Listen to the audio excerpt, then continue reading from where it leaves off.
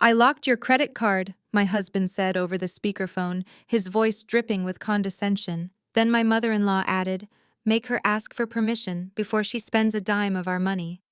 A wife needs to know her place. I did not argue or beg. I simply canceled their $50,000 luxury gala, walked out to my car, and drove straight to the bank. 2 hours later, my phone lit up with 75 missed calls. My name is Maya. I am 32 years old, and my husband's prestigious family had no idea that I secretly own the very empire keeping them from total bankruptcy. Before I continue this story, let me know where you are watching from in the comments below. Hit like and subscribe if you have ever had to stand up to people who severely underestimated your worth. The marble floors of Atlanta's most exclusive event planning boutique gleamed under crystal chandeliers. I stood at the sleek reception desk, my designer handbag resting on the counter, trying to finalize the details for my mother-in-law, Beatrice's 40th wedding anniversary gala. It was supposed to be the social event of the season for Atlanta's Black elite. Beatrice had demanded nothing less than perfection, insisting on imported orchids, a live jazz band, and a custom 5-tier cake. The total bill was a staggering $50,000, and today I was simply there to pay the $15,000 deposit. The event coordinator, a woman named Sarah, with perfectly manicured nails and a practiced smile, ran my platinum card through the terminal. The machine beeped a harsh, flat sound that cut through the soft classical music playing in the background. Sarah frowned slightly, tapping the screen. It says declined. Mrs. Davis, she murmured, keeping her voice low, but failing to hide the sudden flicker of judgment in her eyes. Perhaps it is a fraud alert. Let me try it one more time. I nodded, feeling a sudden, inexplicable knot forming in my stomach. Please do. There must be some mistake. She swiped it again. Another harsh beep. Declined. A third try yielded the exact same result. The practiced smile on Sarah's face slipped into something resembling pity mixed with disdain. In her eyes, the narrative was clear. I was just another woman trying to spend money she did not actually have, trying to keep up appearances in a world I did not truly belong in. I began digging frantically through my purse for another card, my cheeks flushing with a heat I had not felt in years. Right at that moment, my phone rang. The caller ID displayed my husband's name, Marcus. Because my hands were full of receipts and leather wallets, I tapped the screen and put the call on speaker, resting the phone on the marble counter. Marcus, I said, trying to keep my voice steady. I am at the event planner for your mother's gala and my card just declined. Did the bank flag a large purchase? A cold, sharp laugh echoed from the speaker. It was not a fraud alert, Maya. I locked the account. I froze. The receptionist stopped typing, her eyes darting between me and the phone, openly eavesdropping now. You locked it. I repeated the words, feeling heavy and thick on my tongue. Why? Because it is time you learned some financial discipline. Marcus said, his tone shifting into the authoritative, arrogant cadence he used during his finance executive board meetings. You have been spending too freely lately. I think a temporary freeze will remind you where that money comes from. Before I could even process the sheer humiliation of his words, another voice drifted through the speaker. It was Beatrice, my mother-in-law, clearly sitting right next to him in his office. Make her ask for permission before she spends a dime of our money, Marcus, Beatrice sneered, making sure her voice was loud enough for me to hear. She needs to remember who she married. A wife needs to know her place, especially one who brought nothing to the table. I stood absolutely motionless. I did not cry. I did not yell into the receiver. I did not defend myself. My silence in that sprawling, luxurious lobby was not born out of cowardice or shock. It was the heavy, suffocating silence of a woman who had endured this exact brand of financial manipulation and condescension for 5 long years. This was Marcus's favorite game. Whenever he felt insecure, whenever he wanted to assert his dominance as the high-powered finance executive, he used money as a weapon. And Beatrice enabled every second of it. To them, I was just Maya, the quiet, unassuming woman who had lucked into marrying a Davis. They paraded their generational wealth like a crown, constantly reminding me that I was a charity case allowed into their prestigious circle. Beatrice loved to critique my wardrobe, my speech, and my background, reminding everyone that her other daughter-in-law, Chloe, came from white old money while I came from a working-class neighborhood. They genuinely believed I was entirely dependent on the allowance Marcus graciously provided. They were so blinded by their own arrogance that they never bothered to look past my quiet demeanor. They never asked about the late nights I spent on my laptop assuming I was just shopping online. They had absolutely no idea who I really was. Are you listening to me? Maya Marcus snapped over the phone, irritated by my lack of response. Go home. We will discuss your allowance tonight. I reached down and calmly tapped the red button, ending the call mid-sentence. The silence in the boutique was deafening. Sarah, the event coordinator, looked at me with a mixture of shock and profound pity. She slowly pushed the declined card back across the marble counter. I am so sorry, Mrs. Davis, she whispered, her voice dripping with the kind of fake sympathy reserved for the disgraced. Shall we put the planning on hold for now? I picked up my card and slid it back into my wallet. My hands were no longer shaking. The flush of embarrassment had completely vanished, replaced by a cold, sharp clarity that sharpened my vision and steadied my breathing.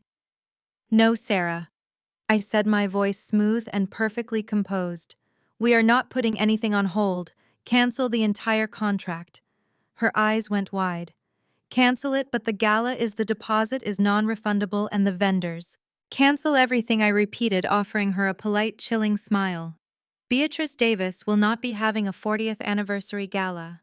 Have a wonderful afternoon. I turned on my heel and walked out the glass doors, the click of my heels echoing firmly against the marble floor.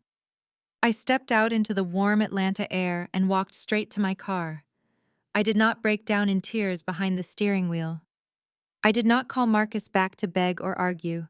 Instead, I started the engine, ignored the route leading back to my suburban house, and typed a new destination into my GPS. I merged onto the highway, heading directly toward the regional headquarters of Chase Bank.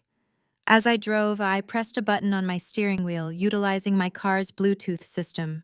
Calling Jonathan Pierce, the automated voice announced. The line rang twice before a crisp, professional voice answered. Jonathan Pierce, Private Wealth Management.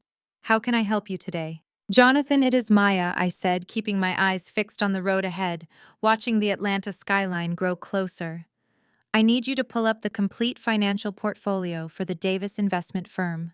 Specifically, the commercial loans guaranteed by my blind trust. Get the paperwork ready. I am 10 minutes away and I am pulling my guarantor status today. The heavy glass doors of the Chase Bank regional headquarters parted smoothly as I stepped into the air-conditioned lobby. I bypassed the main teller lines and walked directly to the private elevator bank reserved strictly for top-tier clients. My heels clicked against the polished granite floor with a steady, unhurried rhythm. When the elevator doors opened on the penthouse level, the atmosphere shifted instantly from corporate hustle to hushed, opulent reverence. Thick wool carpets absorbed all sound and the scent of expensive mahogany filled the air. Mrs. Davis, what an unexpected pleasure. Arthur Vance, the managing director of Private Wealth, practically sprinted from his corner office the moment his assistant announced my arrival. I was a man who handled billionaires for a living, yet he greeted me with a slight bow of his head and an eager, deferential smile. The stark contrast between his utmost respect and the condescending sneer my mother-in-law had just thrown at me over the phone was almost poetic. In my husband's family, I was treated like an uncultured burden who was lucky to wear their last name. Up here in the silent corridors of true financial power, I was the apex predator. Please come in, Arthur said, ushering me into a sprawling office that overlooked the Atlanta skyline. Can I get you anything? Sparkling water, a coffee. Just the paperwork for the Vanguard Blind Trust, Arthur, I said, taking a seat in a plush leather armchair. And bring up the commercial loan profiles for Davis Investment Partners. Arthur paused, his professional smile faltering for a fraction of a second before he nodded and tapped his keyboard. Marcus and his older brother David loved to boast about their self-made financial firm. They hosted lavish networking dinners, wore custom-tailored Italian suits, and gave speeches about building Black generational wealth to anyone who would listen. Beatrice paraded her sons around Atlanta society as if they were financial savants. They all genuinely believed Marcus was the sole provider, the mighty king of his castle, while I was simply the quiet wife who managed the household grocery budget. They had no idea that the credit card Marcus had just locked to teach me a lesson was nothing more than a decoy account. I kept it specifically to let him maintain his fragile ego. The truth was far more entertaining. 5 years ago, long before I met Marcus, I founded a regional freight company. That company aggressively expanded, acquiring smaller fleets and securing lucrative supply chain routes until it became a massive national logistics empire. I operated under a series of holding companies and an ironclad blind trust. I let Marcus believe I worked a mid-level corporate job because the alternative would have crushed his fragile pride. But his pride was no longer my concern. I have the files right here, Arthur said, turning his large monitor slightly so I could see the glowing figures. Davis Investment Partners currently holds a commercial credit line of $8.5 million. As we structured it 3 years ago, this entire credit line is backed by your Vanguard Trust, acting as the sole anonymous guarantor. That was the ultimate joke. When Marcus and David overleveraged their firm on terrible commercial real estate bets, 3 years into our marriage, they were facing total bankruptcy. I had quietly directed my wealth management team to guarantee their corporate loans through the trust, saving them from public ruin. Marcus bragged to his mother that a mystery angel investor believed in his financial genius. He never knew that the angel saving him from absolute poverty was the very woman he mocked for not bringing anything to the table. "I need you to draft the revocation forms," I said, my voice perfectly level. "I am pulling my guarantor status effective immediately. Sever my trust entirely from their corporate accounts." Arthur stopped typing. He looked at me, his eyes widening in genuine shock. "Mrs. Davis, are you absolutely certain? If you withdraw your backing, the bank's automated risk management system will immediately reassess their debt-to-equity ratio. They do not have the liquid assets to cover that line of credit." "I am acutely aware of their liquidity issues," I replied smoothly. "It will trigger a margin call," Arthur warned, leaning forward, wanting to ensure I understood the devastation I was about to unleash. "The bank will issue an immediate demand for repayment in full. If they cannot produce $8.5 million in cash within the next 24 hours, we will be forced to freeze their operating accounts, seize their commercial assets, and begin liquidation. It will completely bankrupt the firm by the end of the business day." I thought about the smirk in Marcus's voice when he told me to go home like a disobedient child. I thought about Beatrice demanding I beg for permission to spend a single dime of their money. They wanted to see what life looked like when they controlled the finances. I was simply granting their wish by removing the safety net they never knew they had. "Print the forms, Arthur." He did not argue further. He pressed a button on his desk and a heavy-duty printer hummed to life in the corner. He gathered the thick stack of legal documents, aligned the edges perfectly, and placed them in front of me along with a gold pen. I did not hesitate. I did not need to review the fine print, because my legal team had drafted these exact contingency clauses years ago. I signed my name with sharp, precise strokes on every single page. With each signature, I systematically dismantled the fake empire Marcus and David had built on my back. "Please ensure the official notification is sent to their chief financial officer immediately," I instructed, sliding the signed documents back across the polished mahogany desk. "I want those accounts frozen before the close of business today." "Consider it done," Arthur said, taking the paperwork with a solemn nod. "The margin call will be issued within the hour." I stood up, smoothing the front of my dress. The air in the room felt incredibly light. For years, I had shrunk myself down, hiding my success to protect the fragile egos of people who despised me for breathing the same air as them. I had played the submissive, grateful daughter-in-law to keep the peace. But peace built on submission was just another form of warfare. "Thank you, Arthur. Have a wonderful afternoon." I left the bank feeling entirely unburdened. The afternoon sun was warm and golden on my skin as I walked down the street toward a boutique cafe I frequented. I stepped inside and ordered an iced matcha latte, waiting patiently as the barista frothed the milk. I paid with my actual corporate card, the solid black titanium catching the light before I slipped it back into my wallet, taking a long sip of the sweet, earthy drink. I finally pulled my phone out of my purse. I had silenced it before walking into Arthur's office.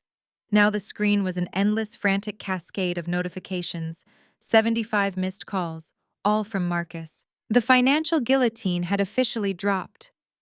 The grand illusion of his generational wealth was evaporating by the second, leaving nothing but panic in its wake. I took another sip of my latte, turned off my phone entirely, and walked toward my car. It was time to head to the Sunday family dinner. The drive to my in-laws' sprawling estate in Buckhead usually filled me with a suffocating sense of dread. Today, the leather steering wheel felt like a throne under my hands. I pulled into the circular driveway, parked my car behind David's pristine Range Rover, and walked up the front steps without carrying the usual boxes of expensive pastries or imported wine they expected me to bring as a peace offering. I pushed open the heavy oak door and was immediately met with the suffocating tension of the foyer. The entire family was gathered in the formal living room. The clinking of crystal glasses stopped the second my heels crossed the threshold. Beatrice stood near the fireplace, her face twisted in a mask of absolute fury. She was clutching her phone so tightly her knuckles were white. Marcus stood beside her, his arms crossed over his chest, looking at me as if I were an unruly toddler who had just tracked mud onto a white rug. "You have lost your mind," Beatrice hissed, abandoning any pretense of a polite greeting. "Sarah from the event boutique just called me in a panic. She said you canceled my entire anniversary gala. Do you have any idea how embarrassing it was to have that woman call and ask if my family was experiencing financial difficulties?" Before I could even reply, Marcus took a step forward, raising his voice to ensure his older brother David and the rest of the room could hear him assert his dominance. "You threw a tantrum because I put a temporary freeze on your allowance," he barked, shaking his head in manufactured disbelief. "I lock your card to teach you a simple lesson in budgeting, and you react by humiliating my mother. You are acting like a spoiled, irrational child, Maya. This is exactly why I handle the finances. You clearly lack the temperament for it." I stood in the center of the room, letting the hostility wash over me. I did not shrink. I did not apologize. I just looked at Marcus, taking in his tailored suit and the arrogant thrust of his chin. He genuinely thought he had won. He thought cutting off a piece of plastic had brought me to my knees. "Now, Maya, let us just take a deep breath and communicate effectively." The voice came from the velvet sofa. Chloe, David's wife, gracefully stood up, swirling a glass of Pinot Noir. She was a vision of generational wealth, cosplaying as a modern peacemaker, dressed in understated cashmere and inherited pearls. Chloe was white, hailing from a supposedly prominent New England family, and Beatrice worshipped the very ground she walked on. To Beatrice, Chloe was the ultimate prize for her eldest son, a status symbol that legitimized their family in elite circles. I, on the other hand, was the dark-skinned girl from the South Side who allegedly dragged down their prestige. Chloe walked over, placing a patronizing hand on my shoulder. "I know it can be frustrating when we feel we are not in control, Maya. But you have to understand the pressure Marcus is under. He is a strong black man carrying the weight of a massive financial firm. He is building a legacy. You need to stop being so emotional and learn to support his vision. My family has been managing estates for generations, and the women always know that true power is supporting your husband quietly, not throwing public fits over a credit card." Beatrice nodded vigorously, looking at Chloe with sheer adoration. "Exactly. Chloe understands her family knows how wealth operates. You, Maya, come from a different world. We have tried to be patient, but you constantly prove that you do not understand the sacrifices required to maintain our level of success. You should be grateful Marcus provides for you at all." The colorism and classism hung in the air, thick and undeniable. Beatrice had spent years weaponizing Chloe's whiteness and perceived old money status against me. Whenever I achieved a milestone at my supposedly average corporate job, Beatrice would loudly praise Chloe's charity work or her family's summer home in Martha's Vineyard. They loved comparing us, using Chloe as the standard of grace and me as the uncultured burden. I gently but firmly removed Chloe's hand from my shoulder. "You are right about one thing, Chloe," I said, my voice smooth and dangerously calm. "I certainly do come from a different world. In my world, we actually own the things we brag about." Chloe's eyes narrowed, her performative smile slipping for a fraction of a second. David stepped forward, wrapping an arm around his wife defensively. Watch your tone, Maya. Chloe is just trying to help you save your marriage. You are entirely out of line today. Marcus scoffed, adjusting his cuffs. She is just projecting her own insecurities. You have zero leverage here, Maya. You bring nothing to this family but drama. I am the one putting a roof over your head. I am the one paying for the car you drove here in. So here is what is going to happen. You are going to look at my mother right now, and you are going to apologize for your reckless behavior.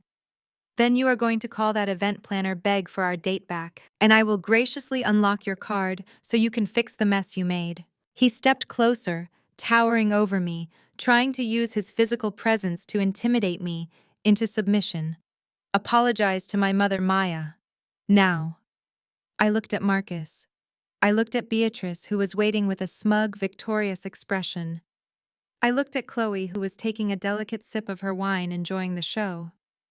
I checked my watch. It was exactly 4:15 in the afternoon. The financial markets were closing. The banking wires were finalizing their daily cycles. I do not think I will be apologizing to anyone, I replied quietly, looking directly into Marcus's eyes. In fact, I think you should be checking your phone. Marcus scoffed, opening his mouth to deliver another insult. But he never got the chance. A sharp, frantic ringing shattered the tension in the room. It was Marcus's cell phone vibrating violently in his pocket. A second later, David's phone erupted from the coffee table, ringing with the exact same urgent ringtone. Marcus pulled his phone out, his annoyance clear. It is Warren, our chief financial officer. He swiped to answer, pressing the phone to his ear. Warren, what is it? I am in the middle of a family dinner. David answered his phone simultaneously.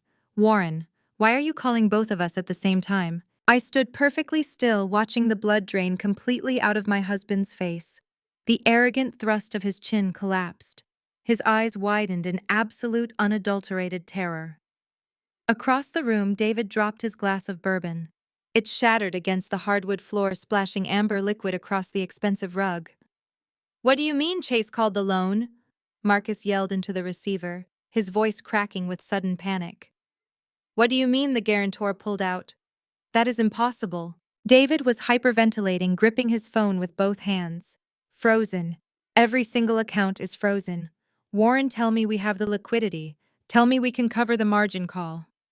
The silence that followed was heavy enough to crush them. Beatrice clutched her chest, looking frantically between her two highly successful sons. Chloe stepped back, her wineglass trembling. Marcus slowly lowered the phone from his ear. He looked at David. David looked back at him. The reality was setting in. Their operating accounts, their payroll, their commercial assets, everything was locked. The $8.5 million financial guillotine had just dropped, and there was no safety net left to catch them. The dining room of the Sacramento estate dissolved into absolute bedlam the second the financial reality settled over them. Beatrice slammed her manicured hands against the mahogany table so hard the crystal wine glasses violently rattled against each other. Her face contorted, stripping away the refined matriarch persona she curated for her elite social circles. With her son's accounts frozen and the sudden threat of poverty breathing down her neck, she needed a scapegoat. She turned her vicious glare entirely on me. I stood near the archway, completely unfazed by the screaming. Darlene paced the length of the Persian rug, hyperventilating, as she frantically refreshed her banking app, hoping the zero balance was a glitch. When the screen did not change, Darlene mirrored her mother's rage, marching right up to me with her jaw clenched. You brought this curse into our home, Darlene shouted, pointing a shaking finger at my face. You dragged this family into the mud with your petty vindictiveness. Chloe would never subject her husband to this kind of public humiliation. Chloe actually understands loyalty. You are just a bitter, ungrateful burden who wants to destroy what you could never build yourself. Beatrice stepped around the table, her chest heaving as she pointed toward the massive double front doors. This Sacramento house is in my name, Beatrice spat, her voice echoing off the vaulted ceilings. I hold the deed. I control who sleeps under this roof, and I will not allow a spiteful, destructive woman to live on my property for another second. Go upstairs, pack whatever cheap clothes you brought into this marriage, and get out. I want you and your child off my property by midnight. They both looked at me, waiting for the tears. They expected me to fall to my knees and beg for shelter. They assumed I had nowhere else to go. Beatrice had spent the last 7 years reminding me that she owned the very floorboards I walked on, using this house as a weapon to keep Trent obedient and to keep me entirely subordinate. I did not give them the satisfaction of a single tear. I did not even offer them a response. I turned on my heel and walked up the grand staircase with absolute silence. I entered the master bedroom and immediately pulled a duffel bag from the closet. I only needed to pack a few essentials for my daughter Zuri. Everything else in this house was entirely replaceable. As I folded Zuri's favorite pajamas, the heavy wooden door creaked open. I did not have to look over my shoulder to know who had slithered inside. The heavy scent of Chloe's expensive floral perfume gave her away immediately. Chloe wandered into the room with an arrogant swagger, her eyes scanning my personal belongings like a vulture picking through remains. She had always coveted my things, masking her intense jealousy with backhanded compliments. Now that I was supposedly being thrown out onto the street, she did not even bother hiding her greed. She walked directly to my vanity and picked up the velvet box sitting near my mirror. She flipped the lid open. Resting inside was a $20,000 diamond necklace. I had purchased it for myself to celebrate acquiring my first major international supply chain contract.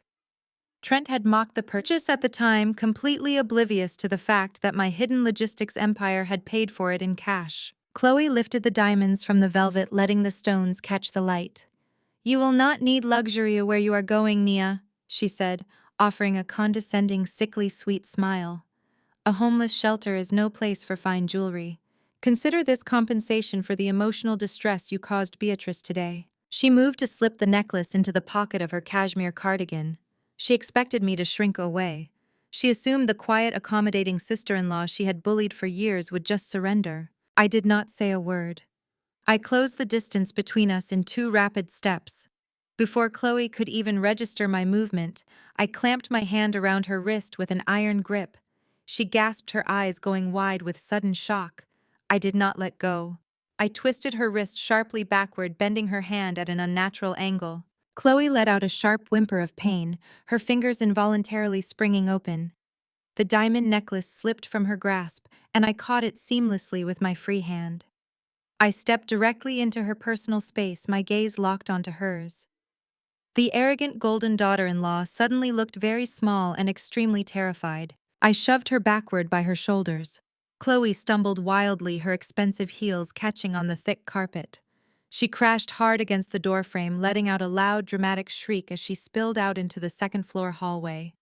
"What the hell is going on up here?" Trent came charging up the staircase, taking the steps 2 at a time. He saw his precious sister-in-law sprawled on the hallway floor, clutching her wrist and crying exaggerated tears. Trent's face flushed with pure, uncontrollable rage. He turned on me, his hands balled into tight fists at his sides. "Are you out of your mind?" Trent yelled, stepping toward me as if he were going to physically intimidate me into an apology. "You assault Chloe in my mother's house. I should call the police right now and have you dragged out of here in handcuffs. You are a violent, unstable liability." I dropped the diamond necklace into my pocket and zipped up the duffel bag. I slung the strap over my shoulder and walked right past Trent as if he were completely invisible. I walked down the hall to Zuri's room, took my daughter gently by the hand, and led her toward the staircase. "You run away!" Trent screamed from the top of the stairs, his voice cracking with hysterical panic. "If you walk out that door, you get absolutely nothing. You hear me? Nothing." I guided Zuri down the steps and across the foyer. Beatrice and Darlene were still standing near the dining room, glaring daggers at my back. I opened the massive front doors and stepped out into the cool Sacramento evening. I reached into my pocket, pulled out the heavy set of house keys I had carried for years, and tossed them carelessly into the dirt of the front planter box. A sleek black armored SUV was already idling at the curb, its tinted windows gleaming under the streetlights. My private security detail immediately stepped out, opening the rear door for Zuri and me. We climbed into the pristine leather interior, the heavy door shutting with a solid protective thud that completely blocked out Trent's screaming from the porch. I settled back into the plush seat and pulled my phone from my bag. I scrolled to a specific contact and hit dial. My lead acquisitions attorney answered on the first ring. Execute the foreclosure on Beatrice's house immediately, I commanded, my voice cold and absolute. She missed 8 months of mortgage payments and I bought the debt yesterday. Lock her out at 6 a.m. tomorrow. Marcus stared at his brother, then slowly turned his head to look at me. The arrogant finance executive who had just demanded I apologize to his mother was entirely gone. In his place stood a man whose reality had just fractured into a million irreparable pieces. That is a lie, Marcus whispered, though his shaking hands betrayed him. Maya works mid-level corporate. She does not run a national conglomerate. She does not have the authority to terminate our largest account. I signed the termination order while I was drinking my matcha latte, I said, smoothing an invisible crease from my skirt. Your company breached my financial trust by showing severe fiscal irresponsibility. Apex Logistics does not partner with sinking ships. You told me earlier that I lack the temperament for finance. I suppose we will see how your temperament handles federal regulators. Beatrice suddenly snapped out of her paralyzed shock. The matriarch of the Davis family slammed her hand against the mantelpiece, her diamond rings clinking loudly against the marble. Enough of this nonsense, Beatrice commanded, stepping into the center of the room. Her voice trembled, but she desperately clung to her authority. We are having a family meeting right now. I do not care what little games you have been playing in secret, Maya. You are a Davis. This family gave you a name that carries weight in Atlanta. If you have the capital to reverse this margin call and reinstate that vendor contract, you will do it immediately. You are going to save this family's legacy. You owe us that. She does not have a choice, Chloe interjected, her shrill voice slicing through the heavy air. Chloe marched forward, crossing her arms over her cashmere sweater. What you just did is highly illegal, Maya.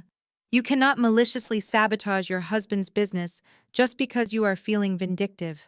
My family retains the most ruthless corporate litigators in Boston.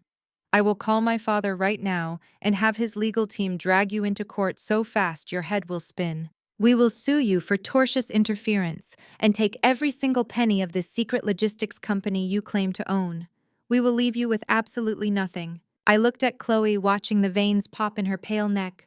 She was so incredibly confident in her inherited armor. She genuinely believed the ghost of her generational wealth made her untouchable. I would love to meet your father's high-powered lawyers, Chloe, I replied smoothly, reaching back into my handbag. But I highly doubt they work pro bono. I pulled out a sleek black dossier, prepared by the private investigator I had kept on retainer for the past year. I tossed it onto the coffee table right next to the damp prenuptial agreement. What is that? David stammered, his eyes darting wildly to the black folder. That is the reality of Chloe's old money, I said, leaning back and crossing my arms. Your golden daughter-in-law, Beatrice, has been selling you a masterclass in fiction. Her prestigious family filed for Chapter 11 bankruptcy 3 years ago.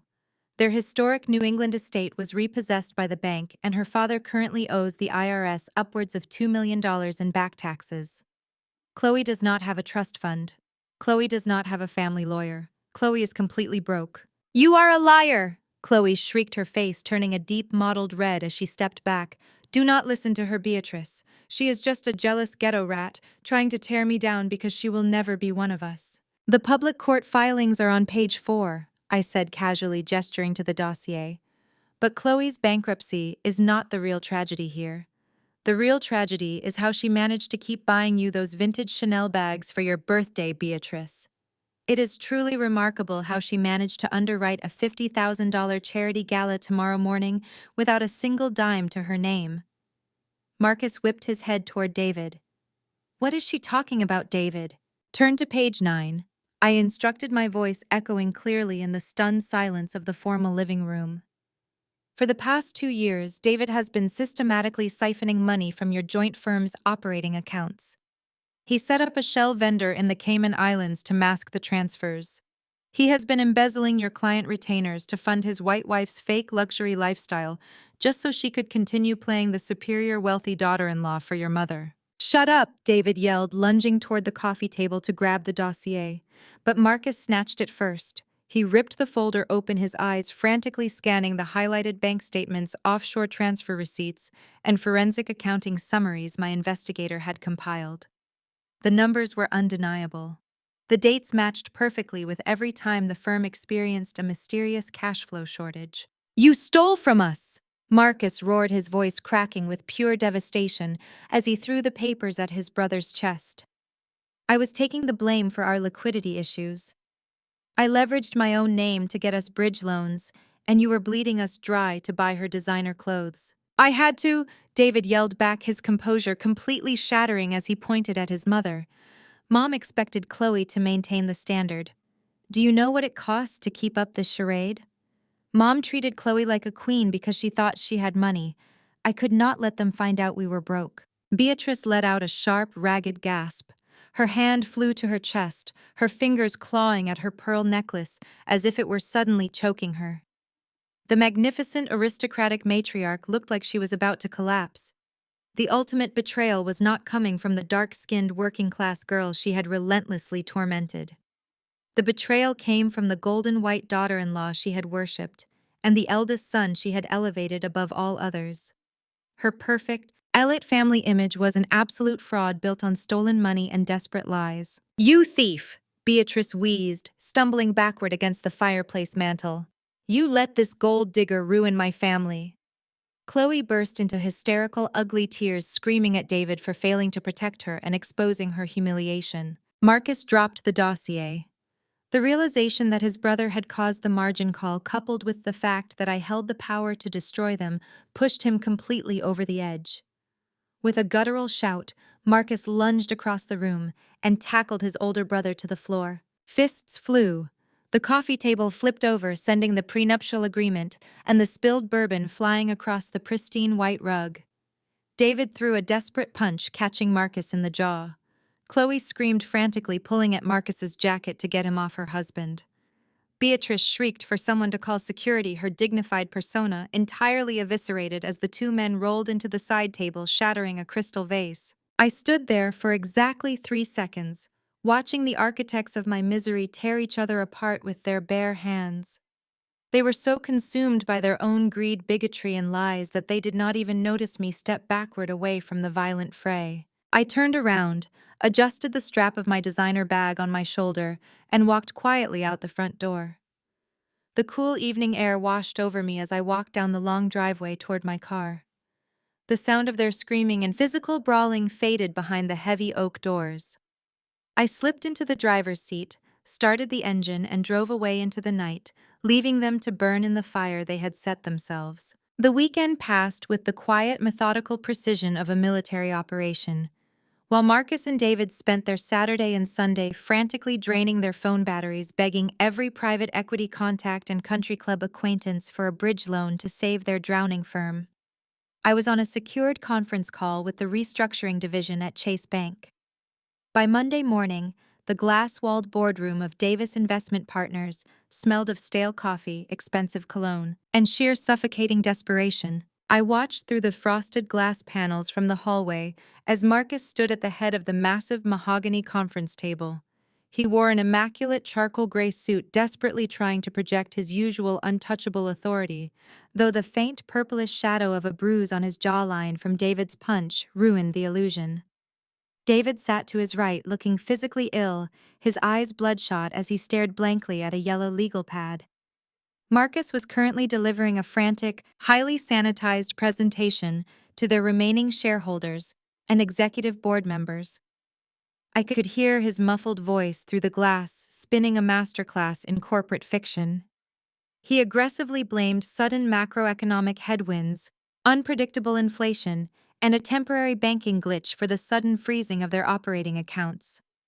He begged the board for patience, pacing back and forth, promising that a silent angel investor was stepping in to cover the margin call and stabilize their entire portfolio before the federal regulators caught wind of the delay. I pushed the heavy oak boardroom doors open. They hit the adjacent wall with a loud, resounding thud that instantly silenced Marcus mid-sentence. Every single head in the room snapped toward the entrance. I walked in wearing a razor-sharp tailored black suit that radiated pure authority. I did not walk alone. Flanking me were 3 of the most feared high-powered corporate litigators in the Southeast. Their faces were completely void of emotion, and they carried thick leather briefcases that looked heavy enough to sink a ship. Marcus dropped his laser pointer. It clattered noisily against the table. The arrogant, controlling mask snapped right back onto his face as he realized who had interrupted his desperate performance. Maya, he barked, his voice laced with the exact same condescension he had used to lock my credit card just days ago. What are you doing here? This is a restricted executive board meeting. You need to leave this room immediately. He turned his attention to the uniformed security guard standing near the door. Escort my wife out of the building. She is going through a hysterical mental episode due to some marital stress, and she is not thinking clearly. The security guard took half a step forward before my lead attorney, a towering, broad-shouldered man named Harrison, stepped directly into his path. Harrison leveled a freezing, silent glare at the guard, effectively nailing the man's feet to the floor. The guard quickly backed away, wanting absolutely no part of this bloodbath. I am not leaving, Marcus, I said, walking smoothly past him and approaching the center of the long table, and I highly doubt your shareholders want the primary creditor of this firm escorted out of the building during a fatal liquidity crisis. A wave of confused, panicked murmurs rippled across the table of executives. Marcus scoffed, crossing his arms over his chest to hide his shaking hands. Primary creditor. You are completely delusional. I told you on Sunday your little corporate salary means absolutely nothing here. You have no power in this building. I did not argue with his arrogance. I simply nodded to Harrison. He unclasped his briefcase and pulled out a massive, heavy binder, dropping it directly into the center of the conference table. The slam echoed violently off the glass walls. I am not here as your wife, Marcus, I stated, projecting my voice so every single shareholder and board member heard me clearly. I am here as the Chief Executive Officer of Vanguard Logistics Holdings. When Chase Bank initiated your margin call on Friday afternoon, your firm officially defaulted. Banks do not like to hold on to toxic, non-performing debt. So over the weekend, my holding company purchased your entire distressed debt portfolio from Chase Bank for pennies on the dollar. David choked on his breath, his hands gripping the edge of the table as his eyes widened in pure, unadulterated horror. I continued pacing slowly and deliberately behind the row of seated executives. Because your original loan structure contained an emergency equity conversion clause in the event of an uncured default, my holding company has officially executed that conversion. I do not just own your debt. I now legally own 80% of the equity in Davis Investment Partners. I am the majority shareholder. The boardroom erupted into stunned, chaotic whispers. Marcus looked as if the floor had completely vanished beneath his feet. He stared at the binder, then at my team of lawyers, and finally at me. You cannot do this, Marcus gasped, his voice stripped of every ounce of power, exposing the terrified little boy hiding beneath the custom suit.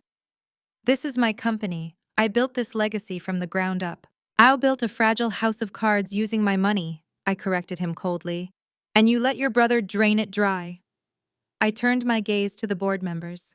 If you review the forensic audit in that binder, you will see that David has been embezzling client retainers through a Cayman Islands shell company for the past 2 years to fund his wife's luxury shopping habits.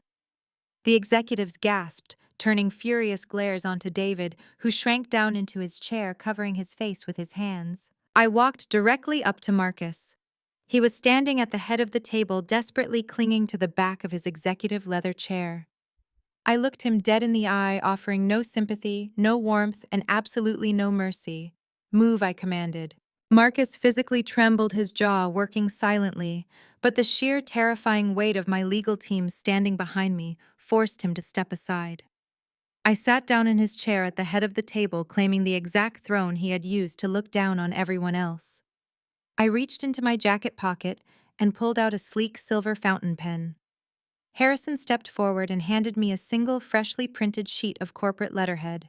By the power vested in me as the majority shareholder, I announced to the silent, breathless room, I am signing a corporate order to restructure the executive board effective immediately. I uncapped my pen and pressed the nib to the crisp paper. Marcus and David, your employment at this firm is officially terminated. Marcus slammed his hands flat against the mahogany table, his face flushed with panic and pure rage. You are out of your mind, Marcus spat, his voice echoing off the glass walls. I am the founder of this firm. You cannot just fire me. I am calling the police right now and having you arrested for trespassing." He frantically grabbed his phone hands, trembling violently. Beside him, David hyperventilated, wiping sweat from his forehead. I leaned back in my chair. "Please do," I said smoothly. "In fact, I highly encourage it." I glanced at Harrison, my lead attorney. "Harrison, would you mind saving my soon-to-be ex-husband the trouble? Call the police white-collar crime division. Tell them we have documented proof that David embezzled millions to fund his wife's luxury lifestyle. Federal investigators will love those Cayman Island wire transfers." David sobbed, burying his face deep into his hands. "Marcus, stop. Do not call them." Marcus froze, his thumb hovering over his screen. He looked down at his broken brother, realizing the corner he was trapped in. The police would only walk David out in handcuffs. But Marcus ran on arrogance, and cornered animals always bite back. With no legal leverage left, he resorted to his deep ingrained bigotry. "You think you are so brilliant?" Marcus sneered, his upper lip curling in disgust. "You think buying out my debt makes you a genius? You are nothing but a diversity hire who got lucky in the logistics boom.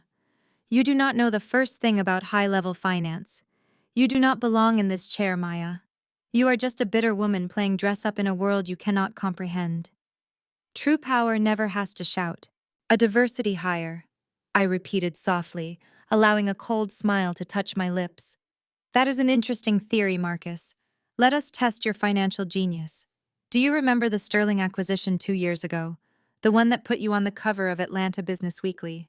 You spent 3 weeks pacing our bedroom, panicking because their valuation models made no sense. Who stayed up until 4 in the morning, redesigning the entire algorithmic forecasting model that allowed you to secure that deal." The color drained from Marcus's face. "And what about the automated risk management protocol you pitched to this very board last November?" I continued, gesturing to the silent executives watching us. "The protocol that saved this firm from the commercial real estate crash. You claimed it was a sudden stroke of brilliance during a golf trip. You conveniently forgot that I spent an entire Sunday afternoon drawing that exact protocol on a whiteboard in our kitchen while you complained about your handicap. I fed you every successful strategy you ever implemented, Marcus. I handed you the blueprints to your fake empire while you were busy telling your mother I brought nothing to the table." The board members exchanged dark, disgusted looks.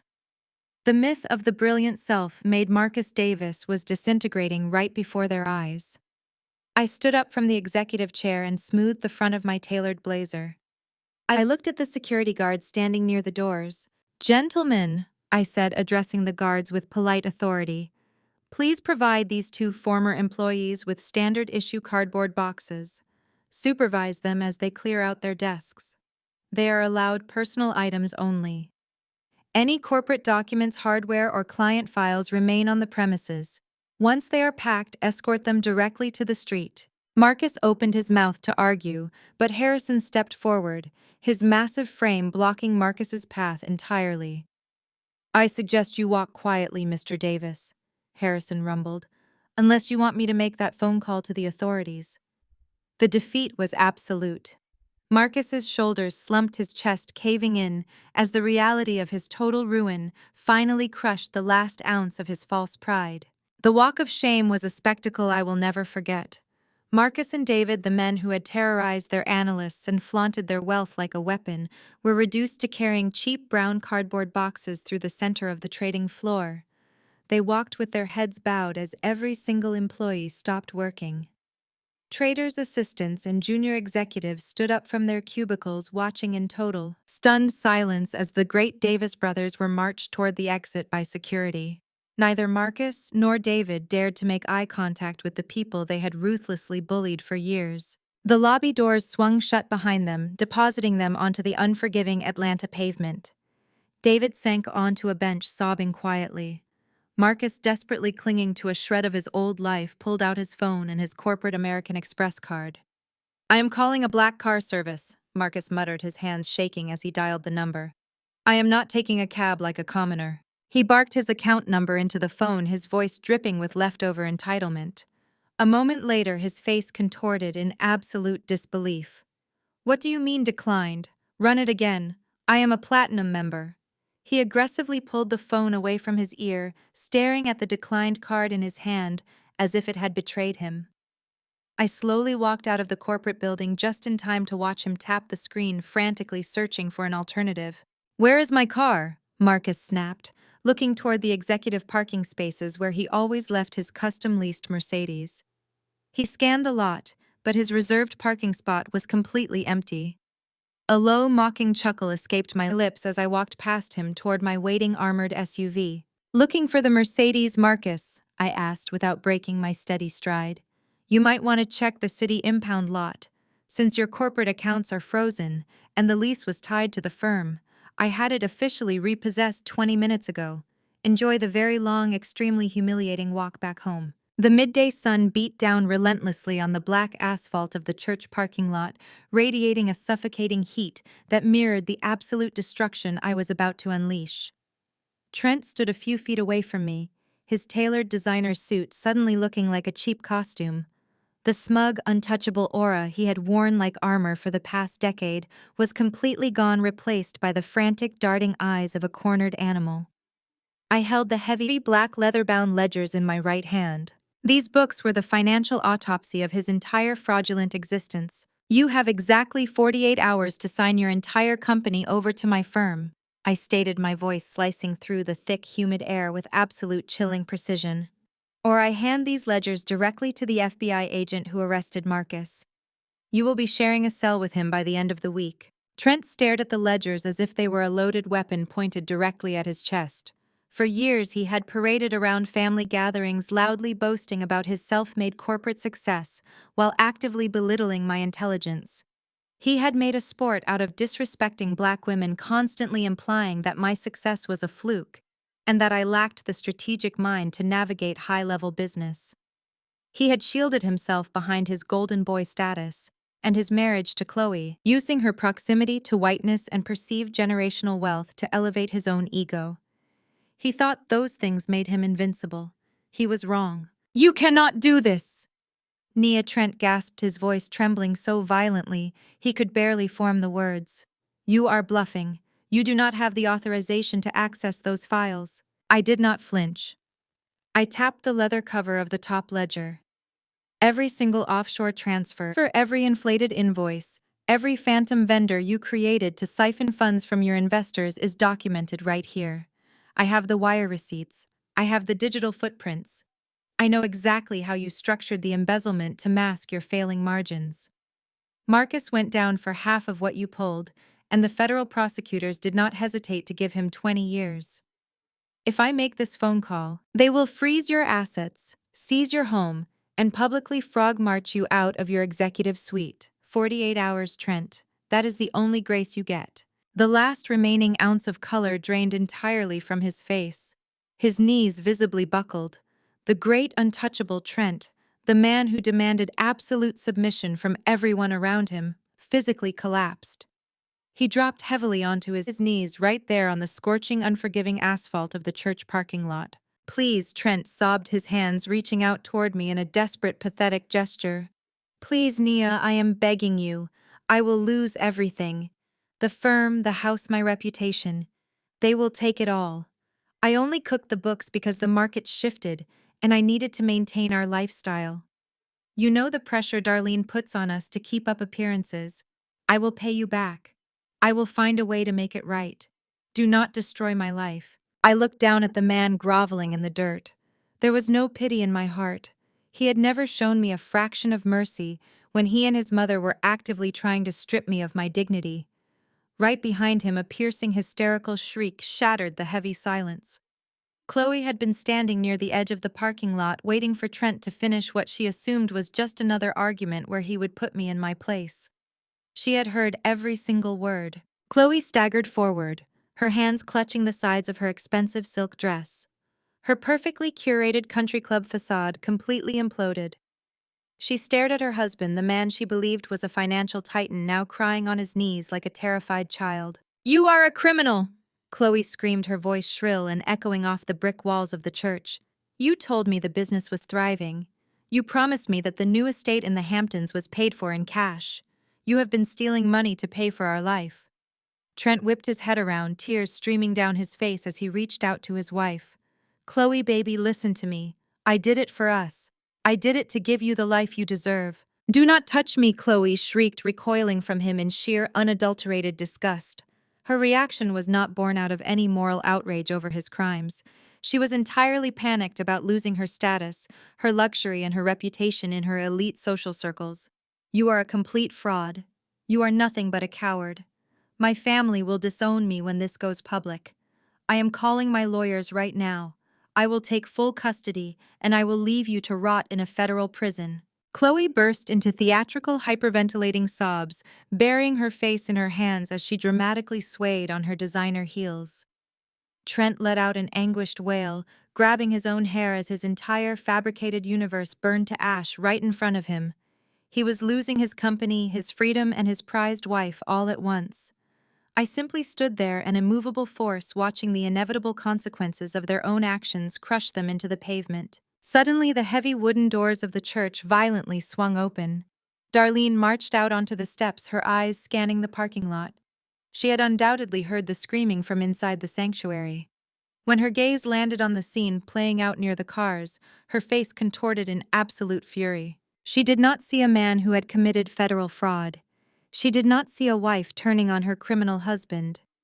Darlene only saw her precious golden daughter-in-law crying hysterically, and her favored son forced to his knees in profound humiliation. The toxic, enabling dynamic that ruled this family instantly overrode any sense of reality. Darlene charged across the parking lot like a raging bull. She did not stop to ask what Trent had done. She did not question why Chloe was screaming about lawyers. She locked her furious eyes entirely on me, automatically assigning the blame to the black woman she had always viewed as a threat. Darlene shoved herself between Trent and Chloe, aggressively shielding the crying white woman from the consequences of her own husband's crimes. Without a single word of warning, Darlene lunged at me.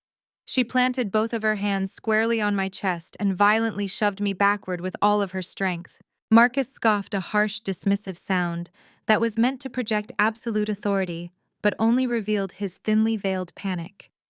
He abruptly stood up, his chair scraping loudly against the polished hardwood floor.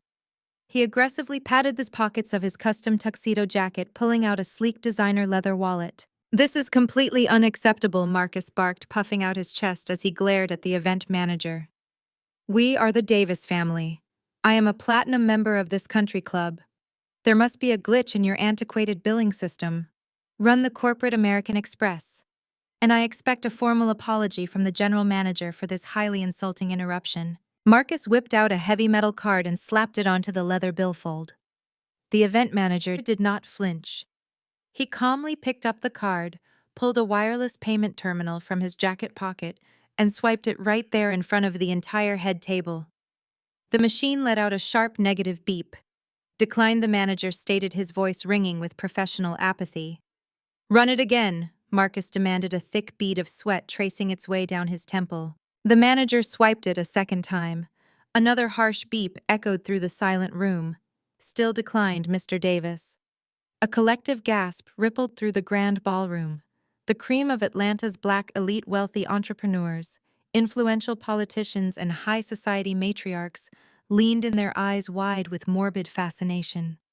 Whispers began to slither from table to table like a rapid fire. Marcus's hands were shaking violently now. He fumbled with his wallet, yanking out a personal Visa card and shoving it at the manager. The machine beeped. "Declined." He threw a MasterCard onto the table. Beep. "Declined." He pulled out a debit card, his breathing turning shallow and erratic. Beep. "Declined. Every single account linked to your name is completely frozen." Mr. Davis, the event manager announced loud enough for the adjacent tables to hear clearly. "I repeat, unless you can produce a valid form of payment for the remaining $45,000 right now, I am ordering my staff to clear the tables and pack up the kitchen." Beatrice sank slowly into her chair, her face draining of all color. The untouchable matriarch was watching her entire social standing disintegrate in real time. She looked around the ballroom, making frantic eye contact with her wealthy friends, but they all quickly averted their gazes. The stench of financial ruin was contagious, and no one in this room wanted to catch it. Then the most spectacular implosion of the night occurred. Chloe slammed her champagne flute down so hard the crystal stem abruptly snapped. She shot up from her seat, her face twisted into an ugly, unrecognizable mask of pure rage.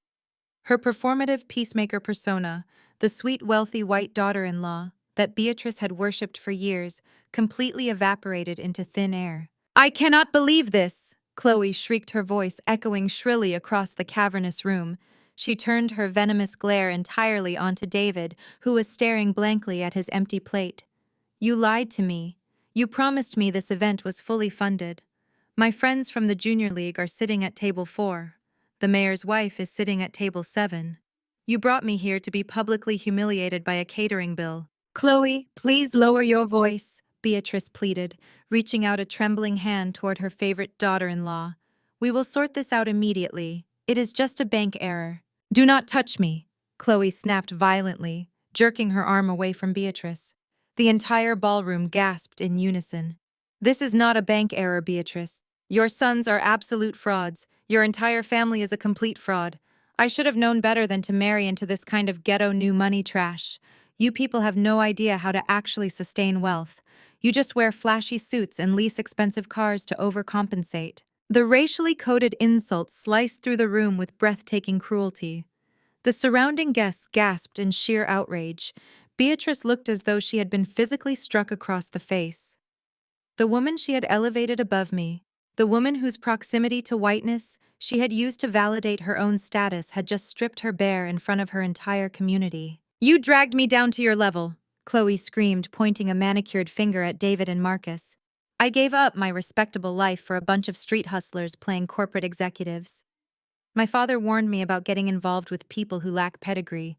You are all pathetic." Chloe grabbed her designer clutch, kicked her chair backward, and stormed away from the head table. She did not even look at her husband as she shoved past the paralyzed waiters and stormed out of the ballroom, leaving the Davis family completely exposed, bankrupt, and publicly humiliated. From the shadows of the VIP balcony, I watched the absolute carnage unfold. It was a masterpiece of their own making. I adjusted the strap of my emerald silk gown, picked up my clutch, and walked gracefully out of the balcony enclosure. I descended the grand, sweeping marble staircase that led directly into the main ballroom. The sharp, rhythmic clicking of my heels drew the attention of the crowd. As I reached the bottom step, the sea of elite guests naturally parted for me. They recognized true power when they saw it. I walked with absolute, unhurried confidence straight down the center aisle, heading directly toward the head table. Beatrice stared at me, her eyes wide tears of utter humiliation, threatening to spill over her heavily powdered cheeks. Marcus looked like he was going to vomit. David was completely non-responsive. I stepped up to the event manager, who was still holding the rejected plastic cards. I did not look at my husband. I did not look at my mother-in-law. I opened my clutch and pulled out my solid titanium corporate black card. "Run it for the full $45,000, I told the manager, my voice echoing clearly in the dead silent room. "And add a 20% gratuity for your staff. They should not suffer because of a fraudulent host." The manager swiftly took my card, swiped it through the terminal, and handed it back to me along with a pen. "Approved. Thank you, Mrs. Davis." I signed the receipt with a flourish. The ballroom remained completely breathless. I turned away from the manager and walked directly over to the podium where Beatrice had been preparing to deliver her grand legacy speech. I stepped up to the microphone, adjusting it perfectly to my height. I looked out at the hundreds of stunned faces in the crowd, then looked down at the ruined, broken family sitting at the head table. I reached over and picked up Beatrice's abandoned crystal champagne flute. I raised the glass high into the air.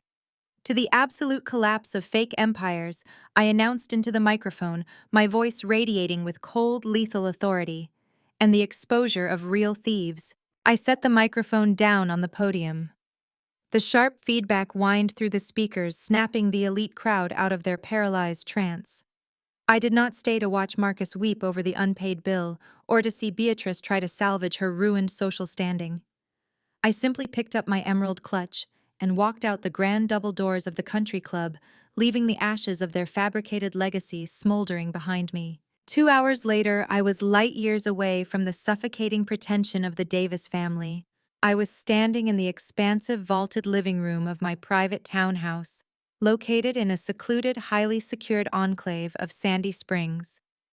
It was a spectacular modern architectural masterpiece made of dark stone and floor-to-ceiling glass. Marcus had absolutely no idea this property existed.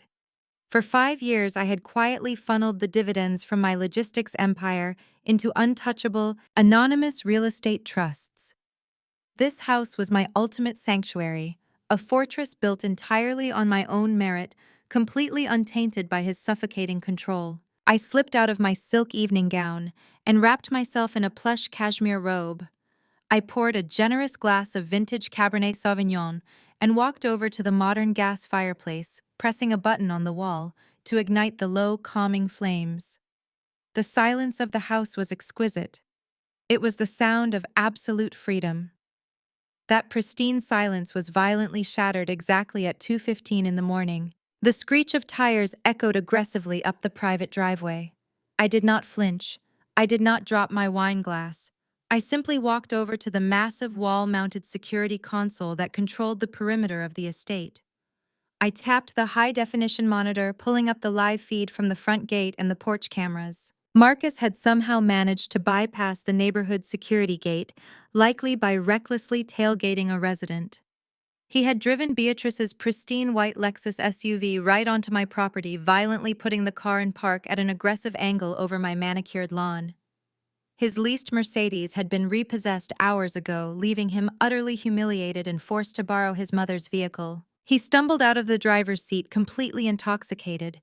His expensive tuxedo jacket was missing, his bow tie hung loosely around his unbuttoned collar, and his dress shirt was stained and rumpled. He marched up my slate steps, his face contorted in a mask of feral, unhinged rage. "Maya," he roared, his voice cracking wildly in the cool night air. "I know you are in there. Open this door right now." He slammed his fists violently against the heavy reinforced steel of my front door. The dull, heavy thuds echoed through the foyer, but the door did not budge a single millimeter. "You think you can steal my company and just hide?" Marcus screamed, kicking the bottom of the door with his expensive leather dress shoes. "You think you can humiliate my mother in front of the entire city and get away with it? You are going to open this door and you are going to sign those corporate shares back over to me tonight. Do you hear me? I am your husband. You owe me everything." I stood in the soft, warm glow of the fireplace, taking a slow, measured sip of my Cabernet. I watched him on the crisp, high-definition screen. The microphone outside was highly sensitive, picking up his ragged, heavy breathing and every single venomous threat he hurled at the door. "I am going to destroy you!" Maya, Marcus bellowed, stumbling backward and pointing a shaking finger at the security camera, finally noticing the blinking red light. "You think you are so smart? I will drag your name through the mud. I will tell the press you are a manipulative gold-digging fraud. You are nothing without the Davis name. I will break down this door if I have to." He grabbed a heavy decorative ceramic planter resting near the entryway and hurled it fiercely against the door.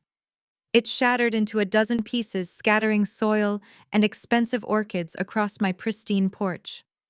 In the past, a display of aggression like this would have terrified me. I would have cowered in the bedroom, frantically trying to figure out how to de-escalate his volatile mood to keep the peace. I would have compromised my own safety just to manage his fragile, toxic ego. Not tonight. Tonight, I did not cower. I did not walk to the door to argue with him. I did not beg him to lower his voice. I simply pressed the bright red record icon on the security console. I stood there in absolute tranquility, watching the man who had spent years telling me I was worthless reduce himself to a pathetic, screaming child, throwing a temper tantrum on my porch. The camera captured every aggressive lunge, every slur, every violent threat he made against my physical safety and my assets. He was freely handing me the exact ammunition I needed to bury him in family court.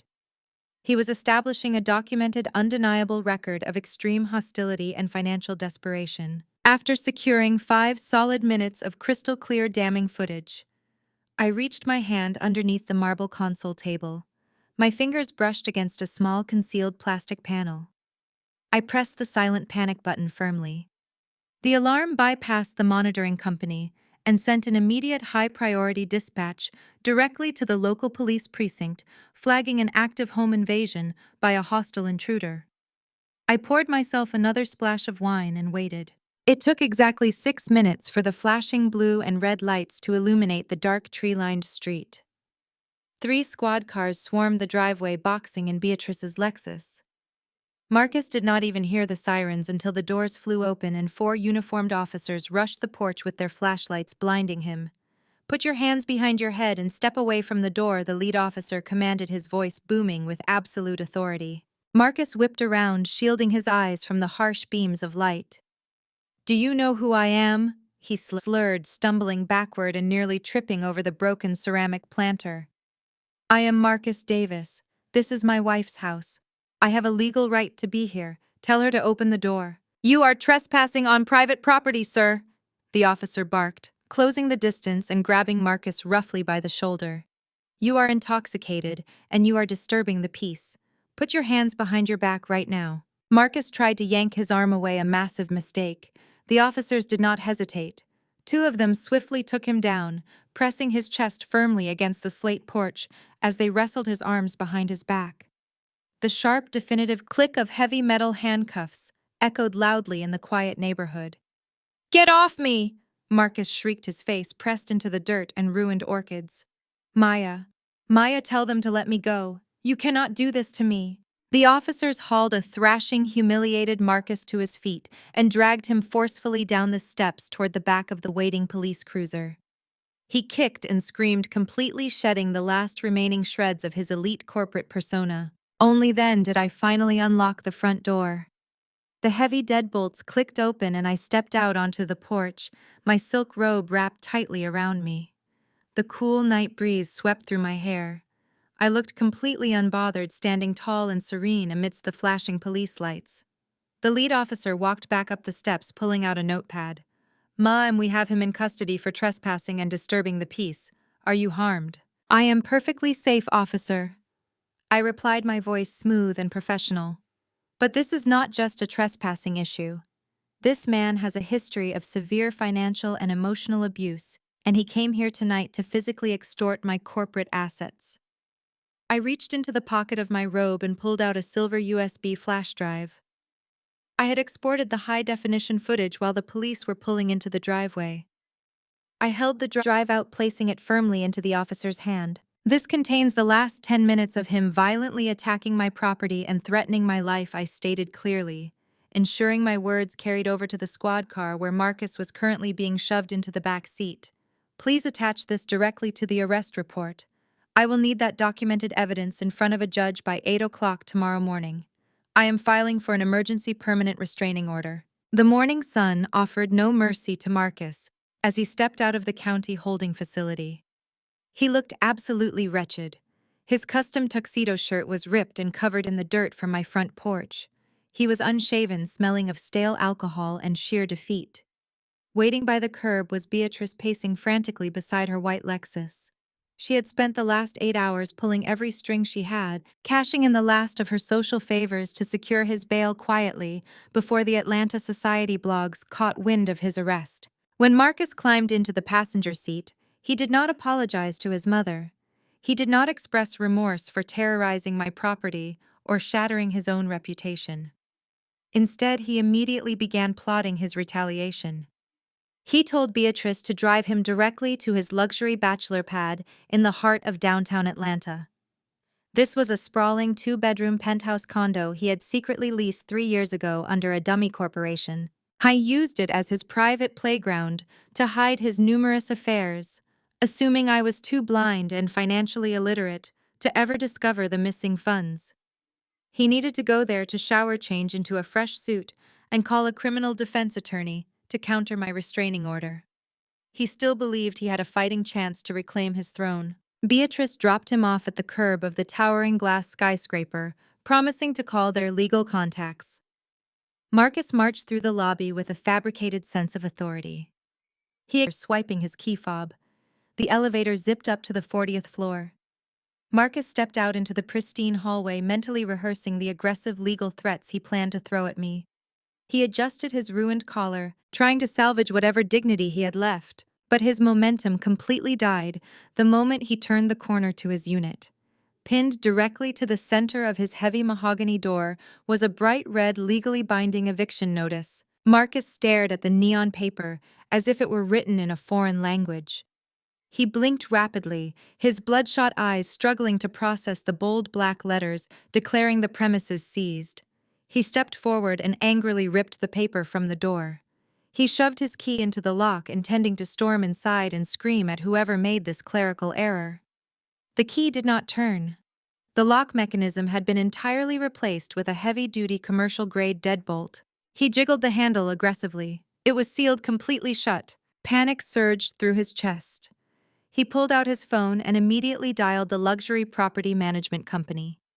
A receptionist answered, but Marcus demanded to be transferred directly to the regional property manager. He paced the hallway, his breathing heavy and erratic. "Listen to me very carefully," Marcus barked into the phone, his voice echoing loudly in the empty, silent hallway. "I am standing outside my penthouse, and there is a ridiculous red sticker on my door. My key is not working. You have exactly 2 minutes to send maintenance up here to let me into my unit before I sue your entire management group for illegal lockout and harassment." The property manager, a man named Gregory, did not sound intimidated in the slightest. His voice came through the receiver crisp, bored, and completely devoid of respect. "There is no mistake," Mr. Davis Gregory replied smoothly. "You are legally evicted, as per the accelerated default clauses in your luxury lease agreement. Missing a rent payment by more than 48 hours on this specific tier of property results in an immediate lockout. We attempted to process your automatic payment yesterday morning, and the transaction was violently rejected by your bank due to frozen accounts." Marcus gripped his phone so tightly his knuckles turned white. "It is a temporary banking freeze," Marcus shouted, his voice cracking. "You do not evict a platinum tier resident over a single delayed wire transfer. I have lived here for 3 years. The building owner knows me personally. Give me his direct line right now." "That is where you are mistaken," Gregory said, his tone dropping into a chillingly calm register. "The previous owner sold the entire building portfolio late last week. We are now under new management operating on strict zero-tolerance directives regarding delinquent luxury accounts.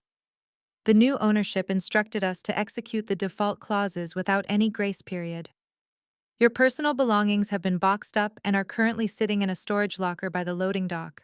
You have until 5 o'clock to collect them." Marcus was shaking. He leaned against the hallway wall to keep himself from collapsing. "Sold the building." Marcus repeated, his mind scrambling to find a way out of this nightmare. Who bought the building, Gregory? What corporate entity authorized a same-day eviction without a court order? Gregory audibly flipped a page on his desk. The building was purchased by a corporate real estate trust named Vanguard Property Holdings. The name hit Marcus like a physical blow to the stomach. Vanguard. The exact same trust that had guaranteed his business loans. The exact same trust that had executed the margin call and seized his entire investment firm just 24 hours ago. Marcus could barely breathe. "And who is the executor of Vanguard Property Holdings?" he whispered, though he already knew the devastating answer. "I believe you are already acquainted with the chief executive officer," Gregory replied coldly.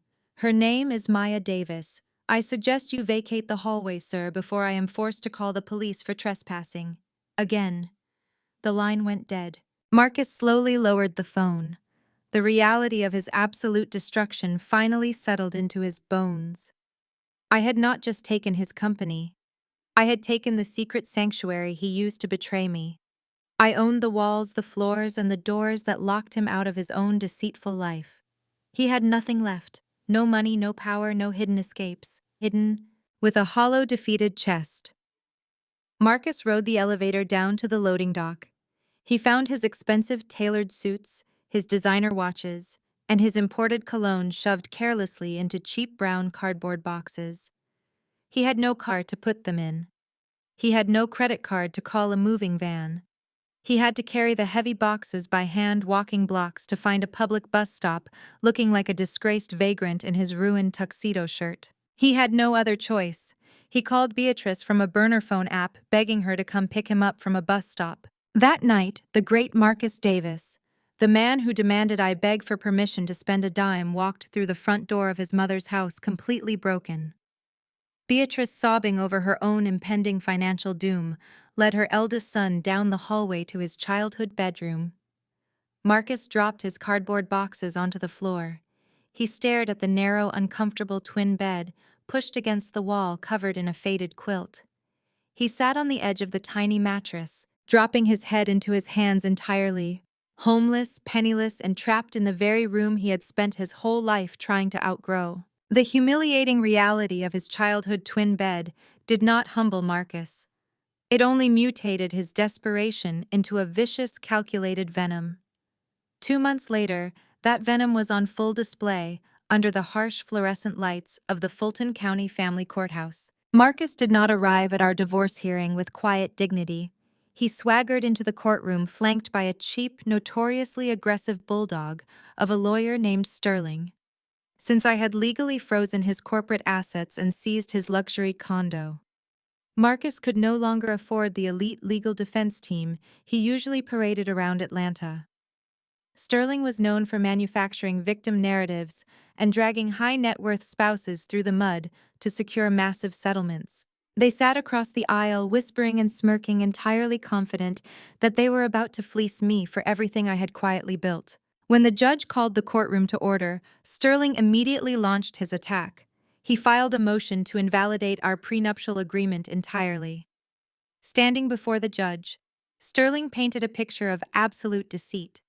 He demanded a staggering $20,000 a month in permanent spousal support for Marcus, aggressively claiming that I had maliciously hidden massive corporate assets throughout our entire 5-year marriage. He argued that Marcus was entitled to half of Vanguard Logistics Holdings because my financial secrecy constituted a fundamental breach of marital trust. Then Marcus took the stand. It was a masterclass in gaslighting and sociopathic manipulation. He adjusted his wrinkled suit, looking directly at the judge with wide, manufactured tears pooling in his eyes. "I gave her everything, Your Honor." Marcus lied smoothly, his voice cracking with a perfectly rehearsed tremor. "I provided a beautiful home. I supported her while she worked what I thought was a modest corporate job. I never once questioned her late nights or her business trips. I loved her unconditionally. And how does she repay me?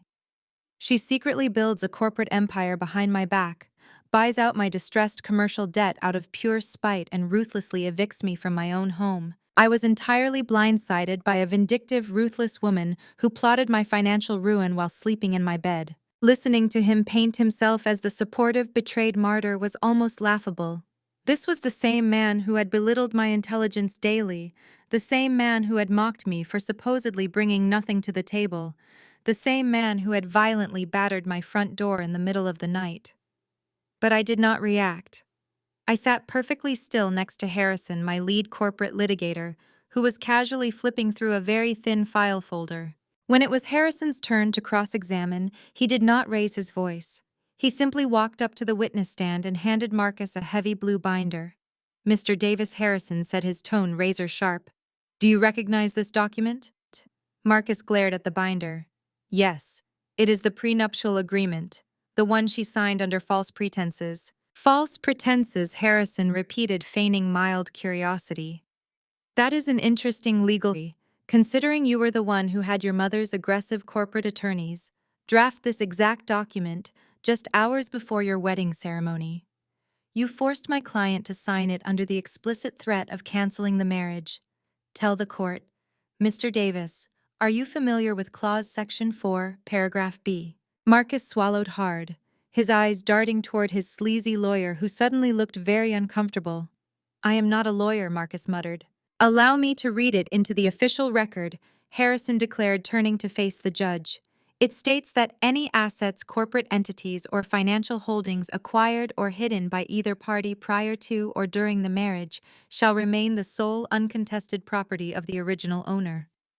It explicitly waives any right to marital discovery of undisclosed assets." Harrison stepped closer to the stand, looking down at the crumbling executive. "You demanded that specific airtight clause to protect your own hidden offshore accounts in the Cayman Islands from your wife. You wanted to make absolutely certain she could never touch your secret money. It is not my client's fault that your brother David completely drained those offshore accounts to buy designer bags for his wife. My client simply followed the exact legal boundaries you built. You trapped yourself in your own financial cage. The judge, a stern woman with zero tolerance for courtroom theatrics, narrowed her eyes at Marcus. His victim narrative was rapidly disintegrating. But Marcus's lawyer jumped up desperately, trying to salvage his $20,000 a month payday. Your Honor, the prenuptial agreement should still be voided under the grounds of extreme emotional cruelty and bad faith. The respondent intentionally destroyed my client's business. Harrison did not even blink. He reached into his briefcase and pulled out a stack of stamped certified banking logs. Extreme emotional cruelty. Harrison echoed his voice, dropping into a lethal, chilling register. Your Honor, opposing counsel brings up bad faith. I would like to submit Exhibit C into evidence. These are certified transaction logs and recorded phone transcripts from Chase Bank. Harrison handed the documents to the bailiff, who passed them to the judge. 2 months ago, Harrison explained, my client attempted to pay a vendor for her mother-in-law's anniversary gala. The card declined. Not because of insufficient funds, but because the petitioner, Marcus Davis, intentionally locked her access.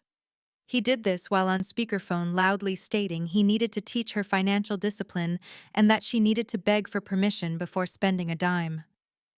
Marcus gripped the edge of the witness stand, his face turning ash white. But that was not an isolated incident. Harrison continued, his voice ringing with undeniable authority. If you look at the banking logs, Your Honor, you will see a documented 5-year history of systematic financial abuse. Mr. Davis routinely locked my client's debit cards when she displeased him. He diverted her direct deposit paychecks into accounts he solely controlled. He restricted her access to basic household funds as a mechanism of punishment and absolute control. I used money as a weapon to terrorize his wife on a weekly basis. The courtroom went dead silent. The judge flipped through the certified logs, her eyes scanning the undeniable proof of his relentless financial tyranny. When she finally looked up from the papers, her demeanor had shifted entirely. The mild, impartial neutrality she had shown earlier vanished, replaced by an expression of absolute, unfiltered disgust. Harrison did not give Marcus a single second to recover. He stepped back to his table and picked up a large presentation board, placing it on an easel facing the judge. It was a massive, color-coded timeline detailing every instance of financial control Marcus had exercised over the past 5 years. Your Honor, if you look at the dates highlighted in red, Harrison said, pointing a silver pen at the board, you will see a clear, undeniable pattern of financial abuse. On October 12th of last year, Mr. Davis deactivated my client's primary debit card while she was traveling out of state for a logistics conference, intentionally leaving her stranded at a hotel without the ability to pay for a flight home. He demanded she apologize for leaving town before he would unlock her funds. On February 4th, he froze her grocery allowance because she declined to attend a country club dinner with his mother. This was not a partnership. This was a financial hostage situation. Marcus opened his mouth to object, but his sleazy lawyer Sterling violently yanked him back down by his sleeve. Sterling knew the case was dead in the water. The judge was glaring at Marcus with a terrifying intensity. But the financial misconduct does not end with domestic abuse. Harrison continued, his voice echoing loudly in the silent courtroom. He pulled a thick, spiral-bound audit report from his briefcase and handed it to the bailiff. This is a forensic accounting audit of Davis Investment Partners, the firm my client recently acquired. During the discovery phase of this divorce, we subpoenaed the joint marital checking accounts. We found massive, unexplained withdrawals made by Mr. Davis over the past 24 months.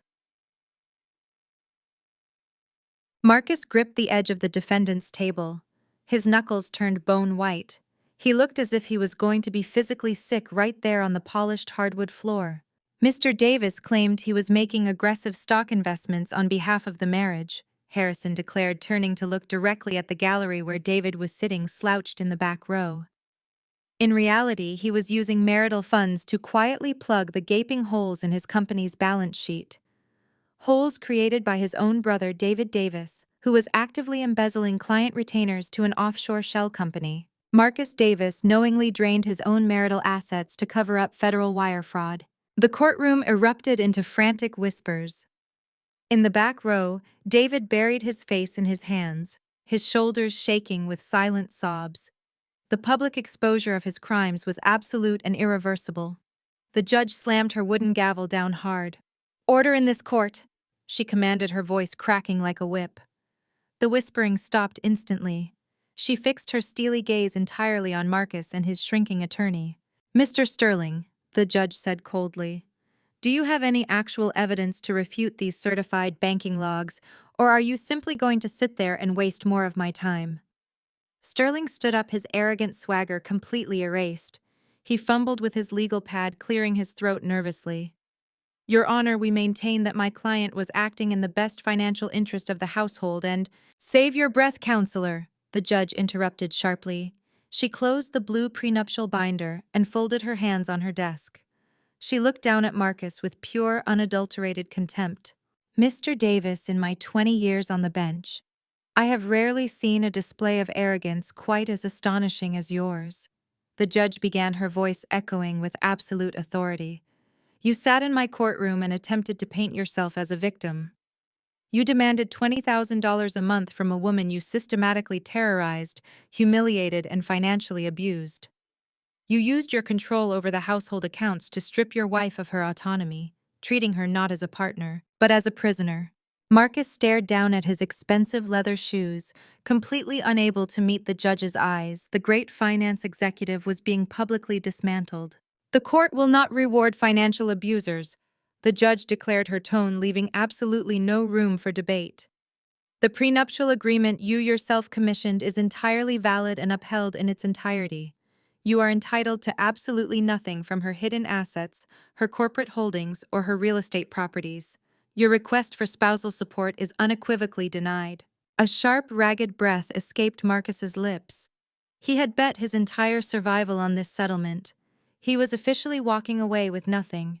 But the judge was not finished. "Furthermore," she continued, picking up her pen, "because you brought this frivolous bad faith litigation to my court while actively hiding your own financial misconduct, I am ordering you to pay 100% of the respondent's attorney fees. Every single cent her legal team billed to expose your fraud will come directly out of whatever empty pockets you have left." Marcus slumped forward, his head resting heavily on the wooden table. He was utterly broken, crushed beneath the weight of his own manufactured hubris. "As for the emergency restraining order filed by your wife following your violent trespassing incident," the judge added, shuffling a final document to the center of her desk, "I am upgrading it to a permanent injunction. You are mandated by law to remain at least 500 feet away from Maya Davis, her private residences, and her corporate offices at all times. If you violate this order, you will not receive a warning. You will go directly to the county jail. Do I make myself perfectly clear, Mr. Davis?" Marcus slowly lifted his head. "Yes, Your Honor," he whispered, his voice completely hollow. "This court is adjourned," the judge announced, striking her gavel one final time. The sharp crack echoed like a gunshot, signaling the absolute end of Marcus Davis's reign of terror. I stood up, smoothing my tailored blazer. I did not look at Marcus. I did not need to. The victory was complete, cold, and flawless. Harrison packed the files back into his briefcase, offering me a tight, respectful nod. I turned to walk down the center aisle, feeling a profound, untouchable sense of freedom with every step I took toward the heavy oak doors. As I walked past the gallery benches, the final piece of the Davis family collapse played out right in front of me. David was still sitting in the back row, his head in his hands, completely paralyzed by the revelation of his embezzlement in open court. He had lost his company, his reputation, and his brother's loyalty. He thought he had hit absolute rock bottom. He was wrong. The heavy wooden doors at the back of the courtroom swung open. A tall man in a cheap, rumpled gray suit walked inside, his eyes scanning the remaining people in the gallery. He carried a thick manila envelope. He spotted David march straight down the aisle and stopped right next to the wooden pew. "David Davis?" the man asked, his voice flat and professional. David slowly looked up, his eyes bloodshot and confused. "Yes." The man dropped the heavy manila envelope directly into David's lap. You have been served. David stared at the envelope, his trembling fingers slowly pulling back the metal clasp. He pulled out the thick stack of legal documents. Printed across the top page in bold black ink was a formal petition for dissolution of marriage. Chloe had officially filed for divorce. But the documents did not stop there.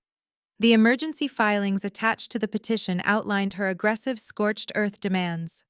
She was demanding full sole physical custody of their children, citing his pending federal criminal investigation as a danger to their safety. She had also executed an emergency ex parte order, completely liquidating the very last of their shared checking and savings accounts before he could even leave the courthouse. She had taken every last dime and vanished. David let out a choked, devastated sob, the papers slipping from his hands and scattering across the courthouse floor. David scrambled onto his hands and knees, frantically clawing at the scattered divorce filings. The pristine white pages felt like jagged shards of glass cutting into his palms. He gathered the crumpled documents against his chest and stumbled blindly out of the heavy double doors of the courtroom, bursting into the brightly lit sterile hallway of the Fulton County Courthouse. Chloe was waiting near the elevator banks. She was not crying. She was not trembling. The performative, supportive wife persona she had weaponized for years was completely absent. She stood tall, her posture rigid with absolute disgust, clutching a vintage Chanel handbag that David had funded through his federal wire fraud.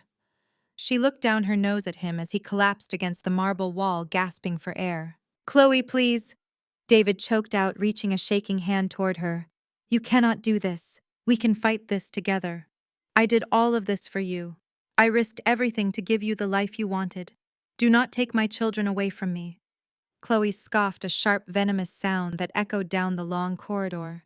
She took a deliberate step back, ensuring his desperate hands could not brush against her designer coat. "You did nothing for me, David." Chloe spat, her voice dripping with venomous contempt. "You lied to me. You promised me an empire, and you delivered an absolute humiliating catastrophe. My friends are laughing at me. My social circle is completely ruined. I am moving back to my family's estate in Massachusetts this afternoon, and the children are coming with me. You are never going to see us again." David's eyes widened in sheer panic. "Chloe, your family's estate is tied up in bankruptcy court. You have no money.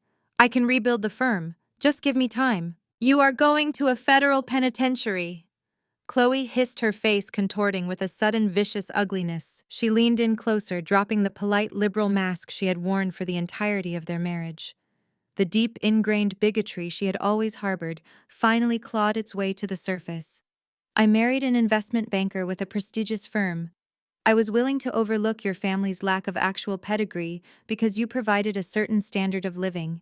But I absolutely never signed up to be married to a poor black man. You are a criminal and a colossal failure. Do not ever contact me again." Chloe turned on her heel, the sharp click of her stilettos striking the marble floor like a ticking clock as she marched into the open elevator. The stainless steel doors slid shut, severing David from his wife, his children, and the fake aristocratic life he had destroyed himself to maintain. David slid down the marble wall, clutching the divorce papers to his chest, letting out a hollow, agonizing wail. Before the echo of his sob could even fade, the courtroom doors flew open again. Marcus stormed into the hallway, his face a terrifying shade of purple. He was sweating profusely, his tie yanked loose, completely unhinged after the judge had utterly decimated him. He took one look at his older brother crying on the floor and felt absolutely zero sympathy. Marcus needed a punching bag, and David was sitting right in front of him. "Get up!" Marcus roared, marching across the hallway and kicking the toe of David's expensive leather shoe. "Get off the floor, you pathetic coward. You ruined everything." David slowly lifted his head, his tear-streaked face twisting from profound grief into sudden explosive rage. "I ruined everything," David yelled, scrambling to his feet and shoving the divorce papers into his pocket. "You arrogant, delusional narcissist.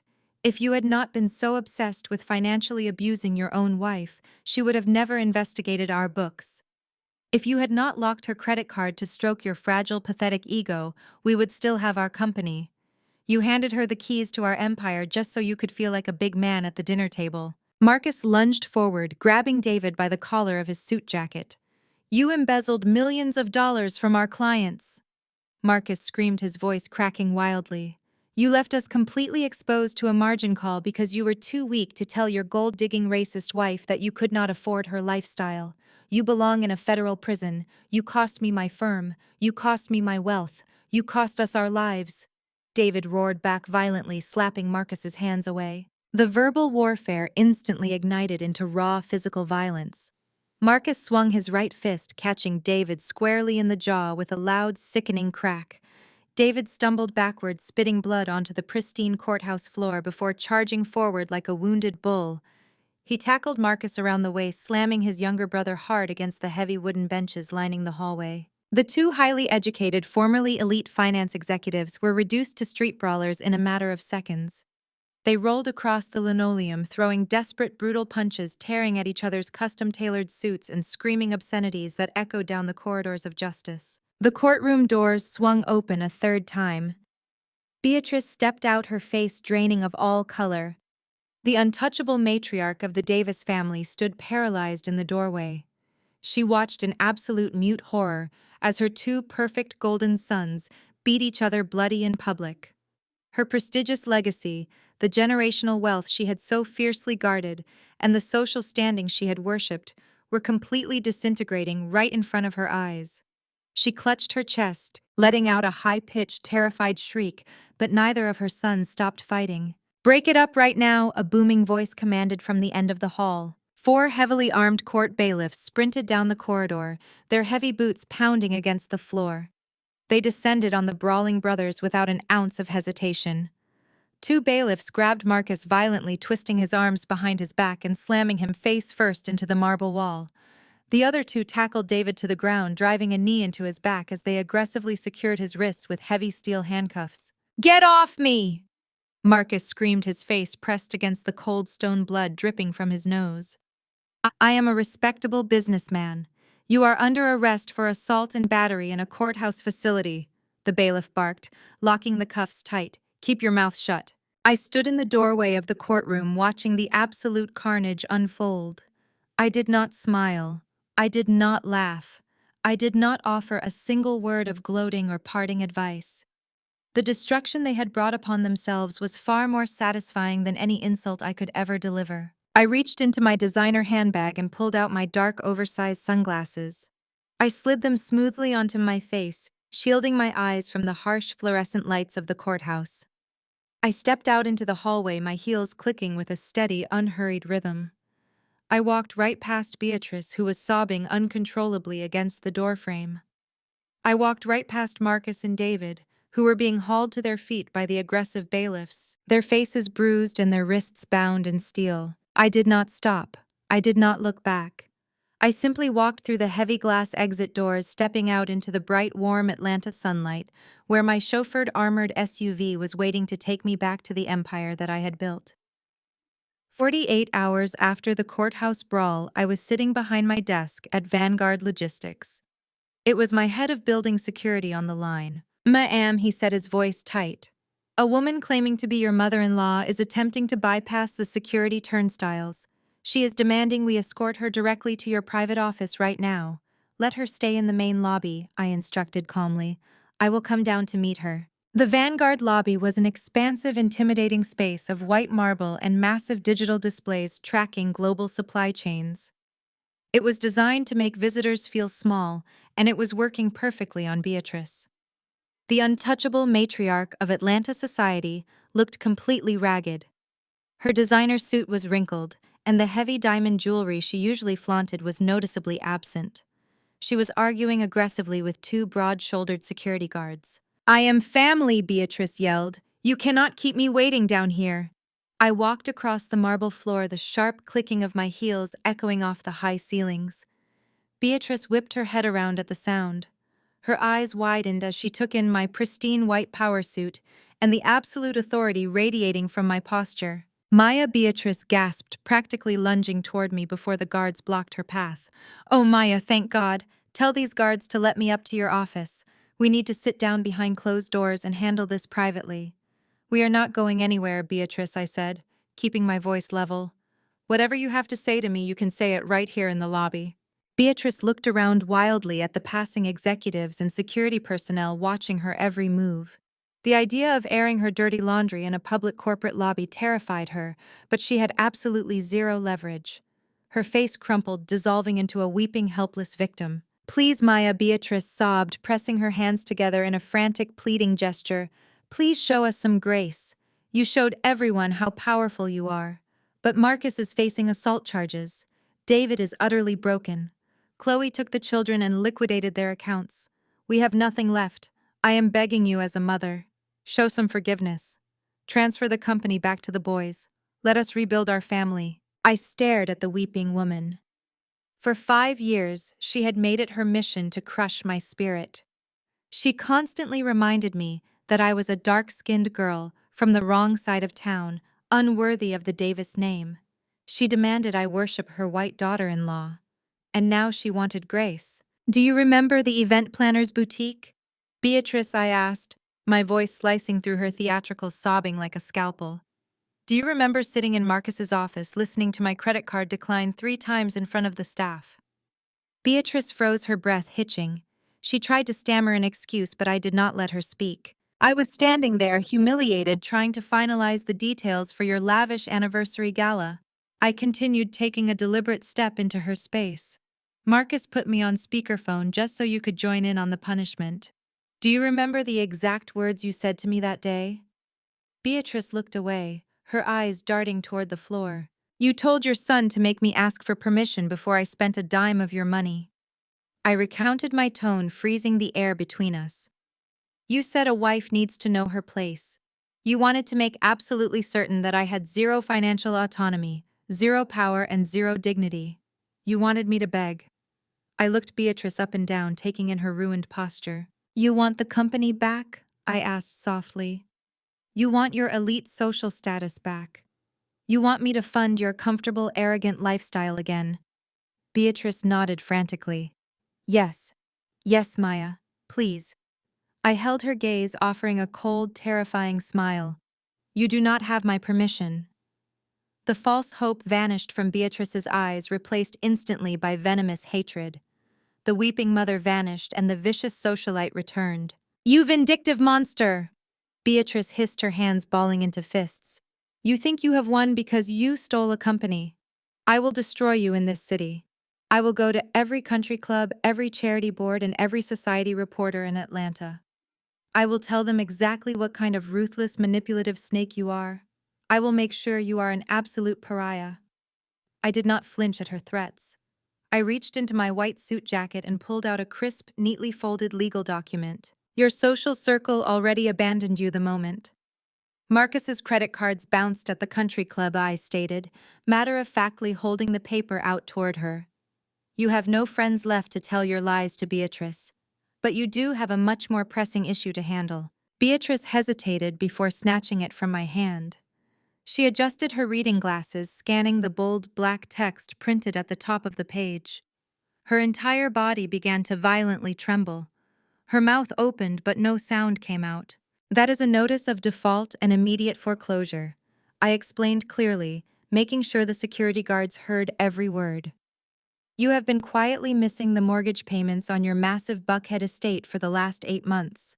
You leveraged your own home to cover Marcus's bad investments, and you ran out of cash." Beatrice stared at me, pure, unadulterated terror radiating from her shaking frame. "I purchased your distressed residential debt from the bank yesterday afternoon," I said, leaning in close so only she could hear my final, devastating promise. "You have 24 hours to pack your bags. I am locking you out of that house at exactly 6 a.m. tomorrow. You will understand exactly what it feels like to be stripped of everything. Do not test me." The following morning brought a new level of absolute desperation for the Davis family. With Beatrice officially locked out of her Buckhead estate and David served with devastating divorce papers, Marcus realized their fabricated empire had completely evaporated. They were entirely out of liquid cash. But Marcus had one final desperate card to play. Hidden away in a quiet Chase Bank branch across town was a safe deposit box containing Beatrice's prized collection of vintage heirloom jewelry. It was a spectacular assortment of diamonds and emeralds that Beatrice frequently paraded around Atlanta society. Marcus knew that if he could just get his hands on those stones, he could pawn them for enough offshore cash to hire a criminal defense attorney and flee the state before the federal investigators closed in. He walked into the bank lobby wearing a rumpled coat and dark sunglasses, trying to mask his identity. He approached the teller station and confidently slid a forged power of attorney document across the polished marble counter. He had stayed up all night falsifying his mother's signature and stamping it with a counterfeit notary seal. The teller, a young woman named Sarah, took the paperwork and began typing his information into the banking system. Marcus tapped his fingers impatiently against the counter, his eyes darting nervously toward the front doors. He barked at her to hurry up, citing a fabricated family emergency. Sarah offered a tight professional smile, but her eyes briefly widened as a blaring red alert flooded her computer monitor. The system had instantly flagged the fraudulent activity. She calmly told Marcus that she needed to verify the access codes with her manager and turned her back, walking briskly toward the frosted glass offices at the rear of the bank. Marcus let out a harsh breath, completely oblivious to the trap he had just walked directly into. He had no idea that I was already sitting comfortably inside the branch manager's office. When I systematically dismantled Marcus's corporate accounts and assumed control of his commercial debts, I had my wealth management team place a high-priority security flag on every single financial instrument connected to the Davis name. The moment Marcus handed over his forged documents and his ID was scanned at the front desk, an automated alert was sent directly to my phone. I had arrived at the branch 20 minutes before him, sipping a hot espresso, while the bank manager, Mr. Caldwell, verified the contents of the safe deposit box. Mr. Caldwell looked at the forged power of attorney papers Sarah handed him and shook his head in absolute disgust. He looked at me for direction. I gave him a single definitive nod. I told him to initiate the corporate fraud protocol immediately. Out in the main lobby, Marcus was growing increasingly hostile. He pounded his fist against the teller counter, shouting about his elite status and demanding immediate access to the vault. He did not notice the two armed, broad-shouldered bank security guards flanking him until it was too late. One guard stepped squarely into Marcus's personal space, ordering him to step away from the counter. Marcus instantly bristled, puffing out his chest and launching into his usual arrogant tirade about knowing the bank executives. He aggressively pointed his finger at the guards, screaming that his mother's generational wealth was locked in that vault and he had every legal right to access it. The heavy frosted glass door of the manager's office swung open. The sharp rhythmic clicking of my heels echoed across the quiet banking floor. Marcus stopped screaming. He whipped his head around his jaw, dropping in sheer horror as I walked out into the main lobby. I was not empty-handed. I held a large dark velvet box securely in my grasp. The very safe deposit box he had risked a federal forgery charge to empty. Marcus stared at the velvet box, his eyes bulging with frantic greed. He pointed a shaking finger at me, completely ignoring the security guards. "You put that down right now," Marcus demanded, his voice cracking with panic. "That is my mother's jewelry. That is the Davis family legacy. You have already taken our company and our homes. You have absolutely no legal right to touch her heirlooms. Hand that box over to me before I have you arrested for theft." I stopped a few feet away from him. I looked at his desperate, sweating face and let out a cold, sharp laugh. I slowly popped the brass latch on the velvet box and flipped the lid open. The brilliant, dazzling light of the bank lobby caught the magnificent emerald and diamond necklace resting on the dark silk lining. "This has never belonged to Beatrice," I stated clearly, my voice carrying across the entire lobby. "And it certainly never belonged to the Davis family." Marcus faltered, his arrogant posture crumbling as confusion washed over his face. I reached into the box and lifted the heavy emerald necklace, letting the precious stones cascade through my fingers. "When my mother passed away 7 years ago," I continued my tone, dropping into a lethal, icy register, "Beatrice came to my apartment under the guise of offering comfort. She saw this necklace, a piece my father bought for my mother after decades of hard work. Beatrice told me it was far too valuable for a young woman living alone to keep unsecured. She offered to lock it in her prestigious bank vault for safekeeping. I trusted her. But when I asked for it back 2 years later to wear to a charity gala, she laughed in my face. I took a deliberate step toward Marcus. He backed up, bumping directly into the security guard. She told me that since she had graciously allowed a working-class girl to marry into her elite family, the jewelry was simply payment for her tolerance. I recounted, repeating the exact vicious words Beatrice had used. She gaslit me. She wore my mother's diamonds to every high society event in Atlanta, loudly bragging to her wealthy friends that it was a historic Blackwell family heirloom passed down through generations of old money. She stole my mother's legacy to fabricate her own. And you, Marcus, you knew exactly what she did. You stood right next to her at those galas sipping champagne, telling me to stop causing drama over a piece of metal when I begged you to intervene. Marcus could not form a single word. He stared at the emerald necklace, completely paralyzed by the realization that his mother's prized possession was nothing but stolen property, and he had just committed a felony trying to retrieve it. I am not stealing anything, I said, looking him dead in the eye. I am simply reclaiming what is rightfully mine. And unlike you, I do not need forged documents to do it. The probate court officially transferred the contents of this box back to my name yesterday afternoon. Right on cue. The heavy glass doors of the bank lobby swung violently open. Two uniformed Atlanta police officers marched inside, their hands resting firmly on their duty belts. Mr. Caldwell, the bank manager, stepped out of his office and pointed directly at Marcus. He informed the officers that the man at the counter had just attempted to access a secured vault using falsified legal documents and a counterfeit notary seal. Marcus panicked. He tried to shove past the security guards, rambling frantically about a misunderstanding, but his escape was entirely pathetic. The police officers grabbed him instantly. They slammed him face first against the marble counter, kicking his legs apart. The harsh, definitive sound of steel handcuffs clicking tightly around his wrists echoed through the cavernous bank lobby. Marcus wept openly as the officers hauled him to his feet. He looked over his shoulder, his face completely broken as they dragged him toward the exit. I did not offer him a single ounce of sympathy. I stood perfectly still in the center of the lobby. I lifted the heavy vintage emerald necklace and smoothly secured the gold clasp around my own neck. The cold stones settled perfectly against my collarbone. I stood tall, radiating absolute power and independence, watching in total silence as the man who had tried to destroy me was forcefully shoved into the back of a police cruiser and driven away. The flashing lights of the police cruiser disappeared around the corner, taking the last remnants of my toxic marriage with them.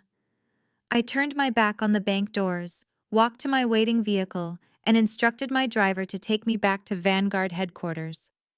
From that moment forward, the Davis family ceased to exist in my universe. I blocked their phone numbers, instructed my security team to turn away any unauthorized visitors, and ensured my legal counsel enforced the permanent restraining order with zero tolerance.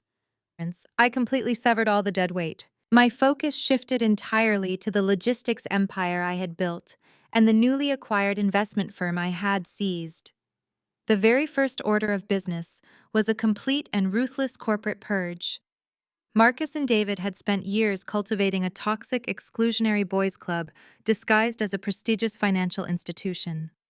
They had promoted sycophants, marginalized brilliant female analysts, and built a culture rooted in arrogance rather than merit. I tore that culture out by its roots. I stood in the main corridor of the executive floor, sipping a freshly brewed coffee, watching a maintenance crew physically scrape the gold leaf, Davis Investment Partners logo, off the frosted glass doors. It was highly satisfying to see those letters flake away, falling into a dustpan to be thrown in the trash. In its place, clean modern silver lettering was installed, spelling out Vanguard Capital. The rebranding was not just cosmetic, it was a total operational overhaul. I fired every single executive who had been complicit in David's embezzlement cover-up. I dismantled the aggressive, hostile work environment that Marcus had championed. I reviewed the personnel files and immediately promoted the talented, overlooked employees who had actually been doing the heavy lifting while the brothers took the credit. I surrounded myself with a fiercely loyal inner circle. These were brilliant, strategic women I had quietly mentored for years.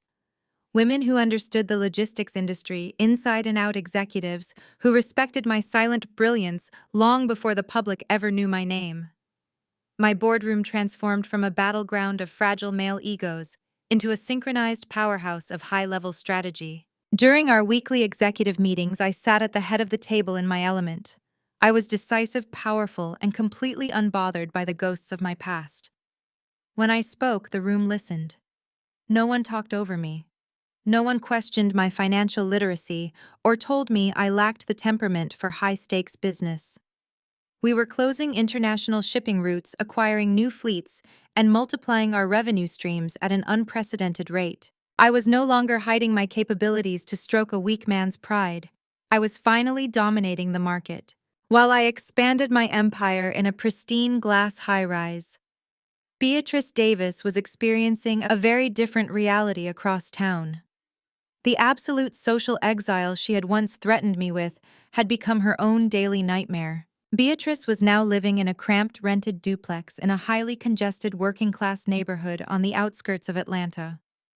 Her sprawling Buckhead estate had been successfully foreclosed and auctioned off. The transition had completely broken her fabricated aristocratic persona. There were no vaulted ceilings, no imported marble floors, and no private chefs to cater to her demands.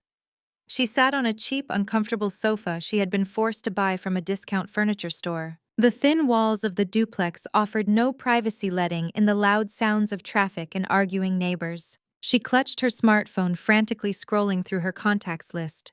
Beatrice was desperate to maintain her illusion of relevance. She tapped the name of the president of the Elite Heritage Charity League, a woman she had considered a close personal friend for over a decade. The phone rang twice before clicking directly to an automated voicemail. Beatrice swallowed hard, her hand trembling. She quickly dialed the number of her former country club tennis partner.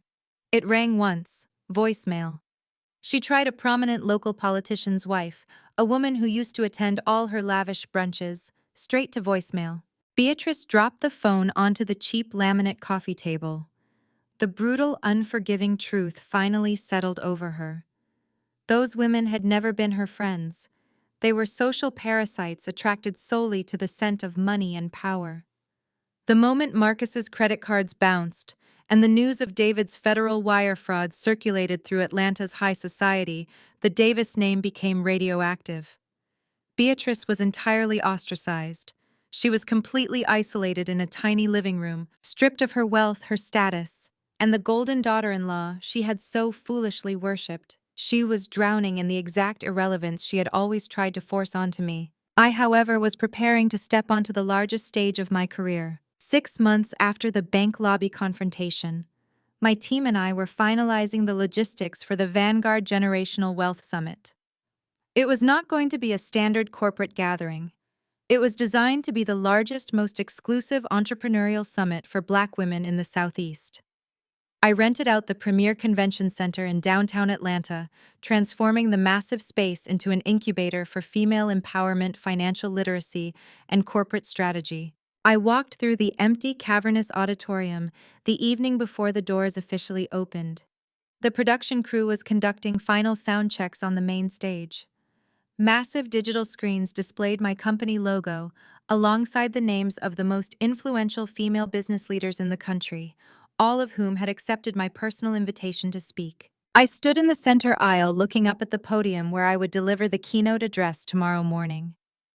I was no longer the quiet wife pushed into the shadows at family dinners. I was an industry titan preparing to share my blueprint for success with thousands of women who needed to know their own power. The main stage was perfectly set. By 9 o'clock the next morning, that stage was illuminated by a sea of flashing cameras and the roaring energy of 5,000 women. The Vanguard Generational Wealth Summit had officially commenced, completely selling out the Atlanta Convention Center. I stood behind the heavy velvet curtains, listening to the thunderous applause as my chief operating officer introduced me. I wore a tailored crimson suit that commanded the room before I even spoke a single word. Stepping out from the shadows and walking toward the center microphone, the sheer magnitude of the moment washed over me. I looked out at the audience, a breathtaking tapestry of Black female entrepreneurs, corporate executives, and ambitious founders who were all hungry for the unvarnished truth. I did not start with corporate jargon or logistical supply chain metrics. I leaned into the microphone and started with a reality check. We are constantly sold a very specific, heavily filtered image of what generational wealth is supposed to look like, I told the completely silent auditorium. We are taught to look for the right zip codes, the right country club memberships, and the perfectly curated holiday photos. We are conditioned to believe that proximity to legacy names and old money aesthetics equates to actual financial security. We are told to smile, play our parts, and never question the mechanics of the wealth we are standing adjacent to. But let me tell you a secret that the gatekeepers of those gated communities do not want you to know. An empire built on ego theft and the subjugation of others is not generational wealth. It is a generational curse waiting for the right breeze to knock it down. A murmur of agreement rippled through the front rows. I gripped the edges of the podium, letting my voice drop into a steady, resonant cadence. I shared a story with them. I did not mention Marcus David or Beatrice by name. I did not need to. The cautionary tale was universal enough to strike a nerve in every woman sitting in that room. I spoke about a woman who brought her brilliant, uncredited strategies to a family table only to be told her only value was in her quiet submission and her ability to make the men in the room feel larger. I spoke about the insidious nature of financial abuse, how it often masquerades as traditional family values or protective financial discipline. I described the terrifying, paralyzing moment of standing at a checkout counter and realizing the very person who promised to protect you had weaponized your access to capital just to put you in your place. I watched women in the audience nodding slowly. Some were wiping away quiet tears. They understood exactly what it felt like to be diminished by the people who claimed to love them. Financial abuse thrives in the dark, I proclaimed, my voice echoing off the vaulted ceiling. It thrives when we are too ashamed to admit that our partners are using money as a leash. It thrives when we mistake a joint checking account for actual equity. We are taught that building an empire means standing quietly behind a successful man, sacrificing our own ambition to prop up his public image. But true empowerment does not come from marrying into a legacy. It comes from having the absolute, undeniable capacity to walk away from a toxic table because you own the ground it sits on. I raised my hand, pointing out toward the thousands of brilliant women watching me. Protect your assets, structure your trusts, demand equity for your labor, both inside the boardroom and inside your home. Read the fine print of every single document pushed in front of you, especially the ones handed to you by the people claiming to love you. Because the moment you realize your worth is the exact moment their control over you evaporates entirely. Do not ever shrink yourself to fit into a space that was designed to keep you small. Build your own vaults, and make sure you are the only one holding the keys. The response was instantaneous and overwhelming. 5,000 women rose to their feet in absolute unison. The standing ovation was deafening, a physical wave of solidarity and validation that shook the floorboards of the convention center. I looked out at the sea of raised smartphones, knowing that my words were already being broadcasted across every major social media platform.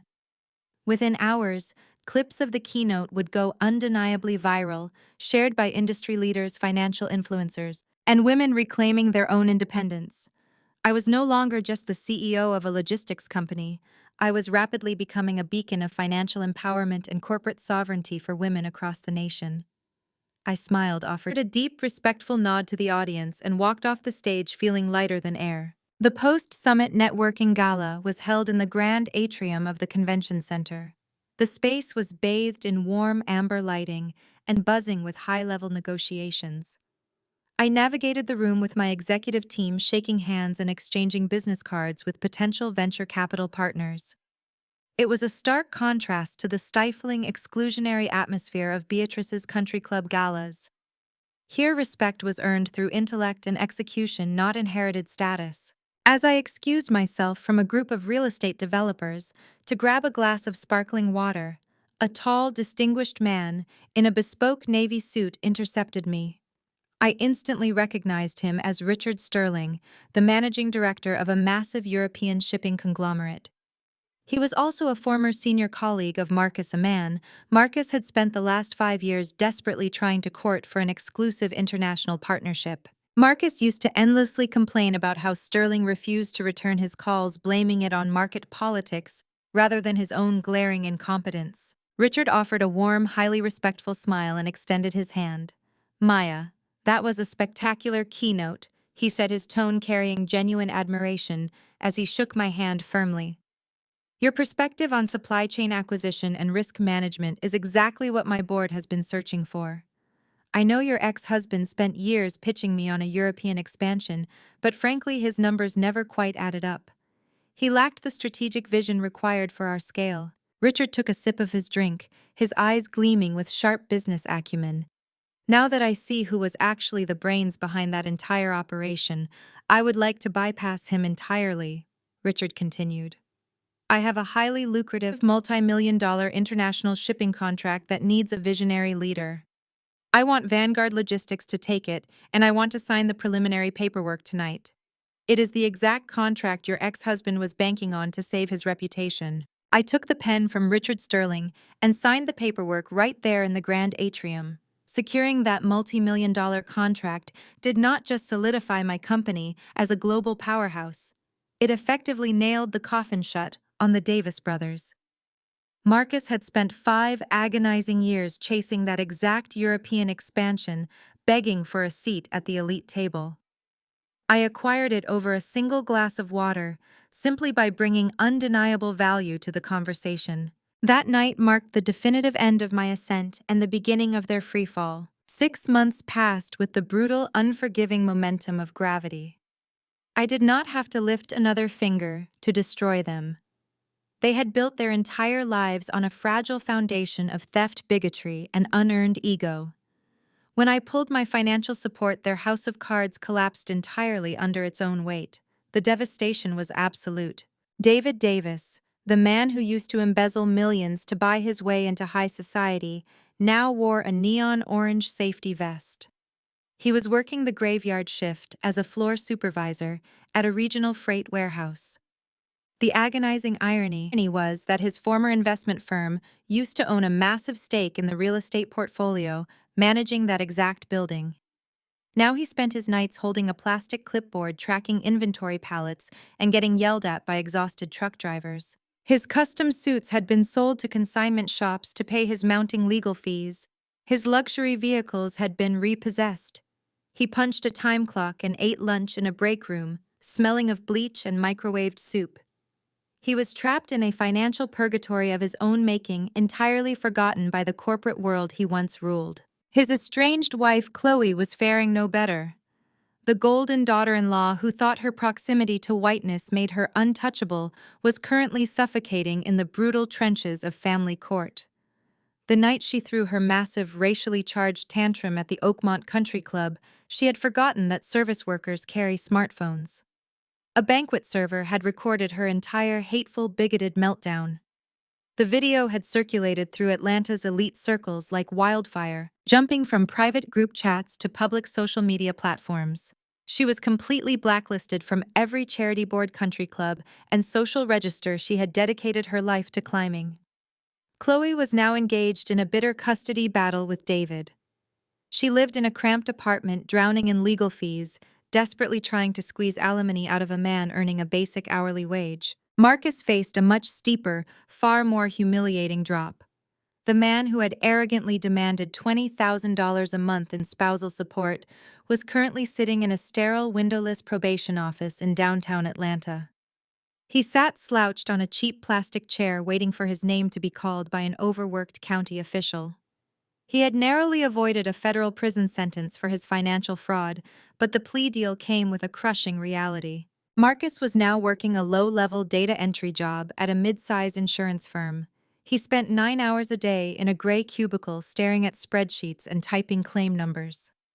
The court had ordered heavily garnished wages to pay off his massive legal restitution and the exorbitant attorney fees he still owed me.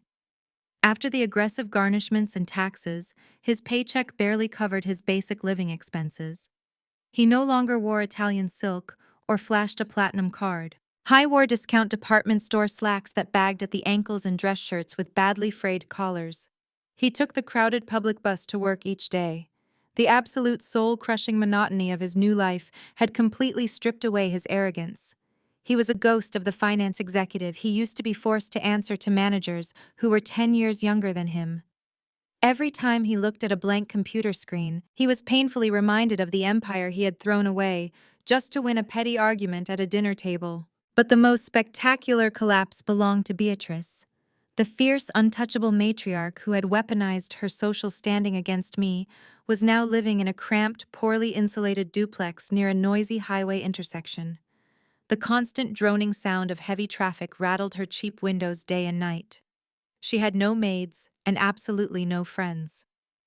When she went to the local grocery store, she kept her head down, terrified of running into anyone who remembered the magnificent Beatrice Davis. Her high society acquaintances sent her calls straight to voicemail. She was a complete pariah, entirely ostracized from the prestigious community she had worshipped. Her pristine legacy was nothing but dust. Beatrice sat on a sagging second-hand sofa in her dimly lit living room. The ancient heating unit rattled noisily in the corner. She held a cracked, outdated smartphone in her trembling hands. The shattered screen was illuminated with the viral video of my Generational Wealth Summit keynote speech. She watched me stand on that massive stage, radiating power, independence, and unimaginable wealth. The crowd of thousands cheering for me echoed from the distorted speaker of her phone. As she watched the video loop for the 5th time, the agonizing truth finally settled into her chest. She had spent years trying to break a dark-skinned working-class girl she viewed as a burden. She had demanded I ask for permission to spend a single dime. But sitting in that dark, cold duplex, Beatrice finally realized the catastrophic magnitude of her own bigotry. She had aggressively, systematically destroyed the one and only person who possessed the capital, the brilliance, and the corporate power to definitively save her ruined family. She wept silently in the dark, entirely consumed by the bitter, suffocating weight of her absolute destruction, knowing she had caused it all. Far removed from the suffocating despair of that tiny duplex, a warm southern breeze swept across the expansive terrace of my newly purchased penthouse. I stood near the edge of the glass railing, looking out over the glittering Atlanta skyline as the sun began its slow descent. The sky was painted in brilliant shades of burnt orange and deep violet, casting a golden glow over the city I now held firmly in the palm of my hand. This gorgeous property was not bought with a massive mortgage or dangerously leveraged against phantom corporate assets. I had purchased the entire top floor of the luxury high-rise entirely in cash, securing the deed without needing a single corporate co-signer or bank loan. It was a flawless architectural marvel of white marble, sleek steel, and floor-to-ceiling windows that offered a completely unobstructed view of the empire I had quietly built from the ground up. There were no arrogant men pacing the hardwood floors demanding obedience. There were no elitist mother-in-laws hovering in the pristine kitchen offering thinly veiled insults about my background. There was only me, the vast open sky, the cool evening breeze, and the absolute unshakable certainty of my own limitless power. I walked over to the custom outdoor seating area, where a heavy glass table rested beside a sleek modern fire pit. Resting perfectly in the center of the table was a thick stack of legal documents bound in a dark leather portfolio. It was the final authenticated international shipping contract from Richard Sterling. The multi-million-dollar European expansion that Marcus had spent half a decade desperately chasing was now sitting in my home waiting for my signature. I slowly ran my fingers over the heavy, expensive paper, feeling the truly tangible weight of my own massive, undeniable success. I sat down on the plush outdoor sofa and picked up my silver fountain pen. As I looked at the dotted line, awaiting my name, my mind drifted back to that incredibly defining afternoon just 6 months ago. I thought about the cold, judgmental stare of the event planner when my credit card declined for the 3rd consecutive time. I remembered the exact, humiliating pitch of Marcus's voice echoing through the speakerphone as he proudly announced he had locked my account to teach me a lesson in financial discipline.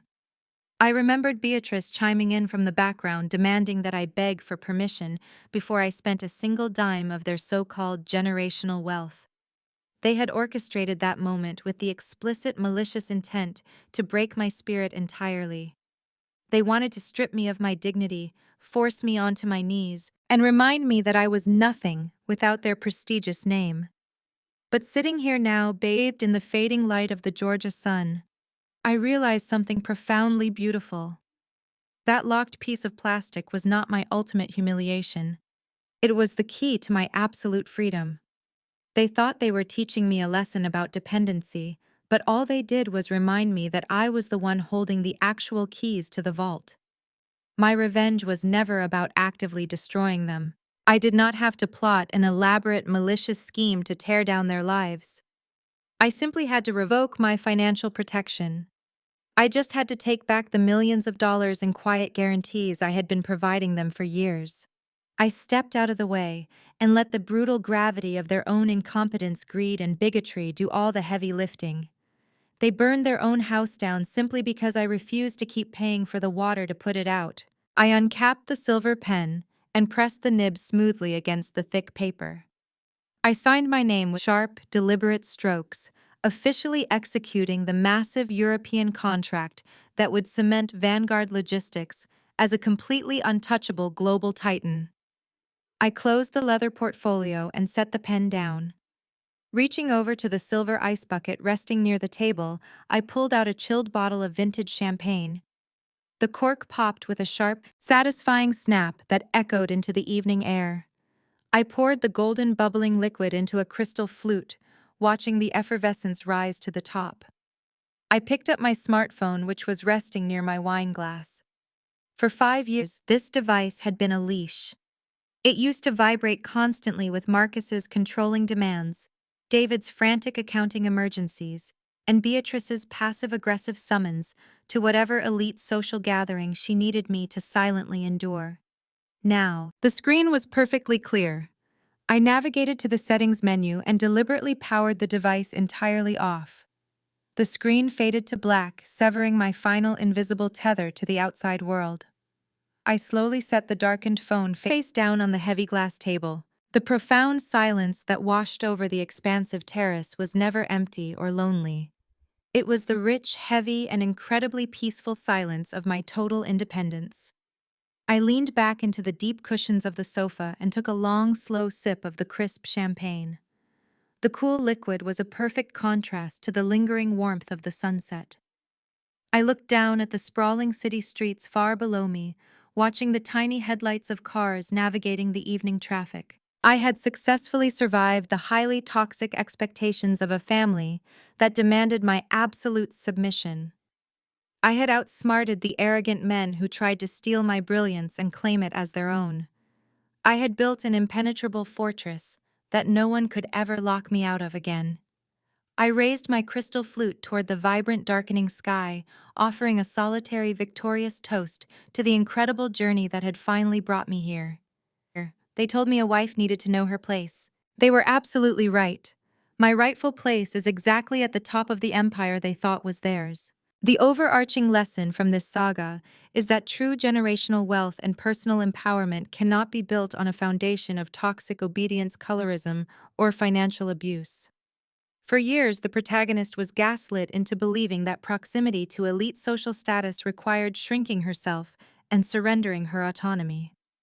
However, the story brutally exposes how financial control is often weaponized to maintain abusive power dynamics within toxic families. The narrative teaches us the critical importance of financial literacy, strategic silence, and ironclad boundaries. Real power does not come from arguing with manipulators at a dinner table or begging for a seat in their fragile empires. It comes from owning the ground you stand on. By quietly building independent wealth, securing legal protections, and refusing to fund her abusers' lavish lifestyles, she dismantled her oppressors effortlessly. She simply stepped aside and let the gravity of their own arrogance do the heavy lifting. Ultimately, the story reminds us never to compromise our dignity to fit into spaces designed to diminish us. Build your own vault, and make sure you are the only one holding the keys. Take control of your narrative today, Audit your boundaries, protect your assets, and never apologize for building an empire of your own.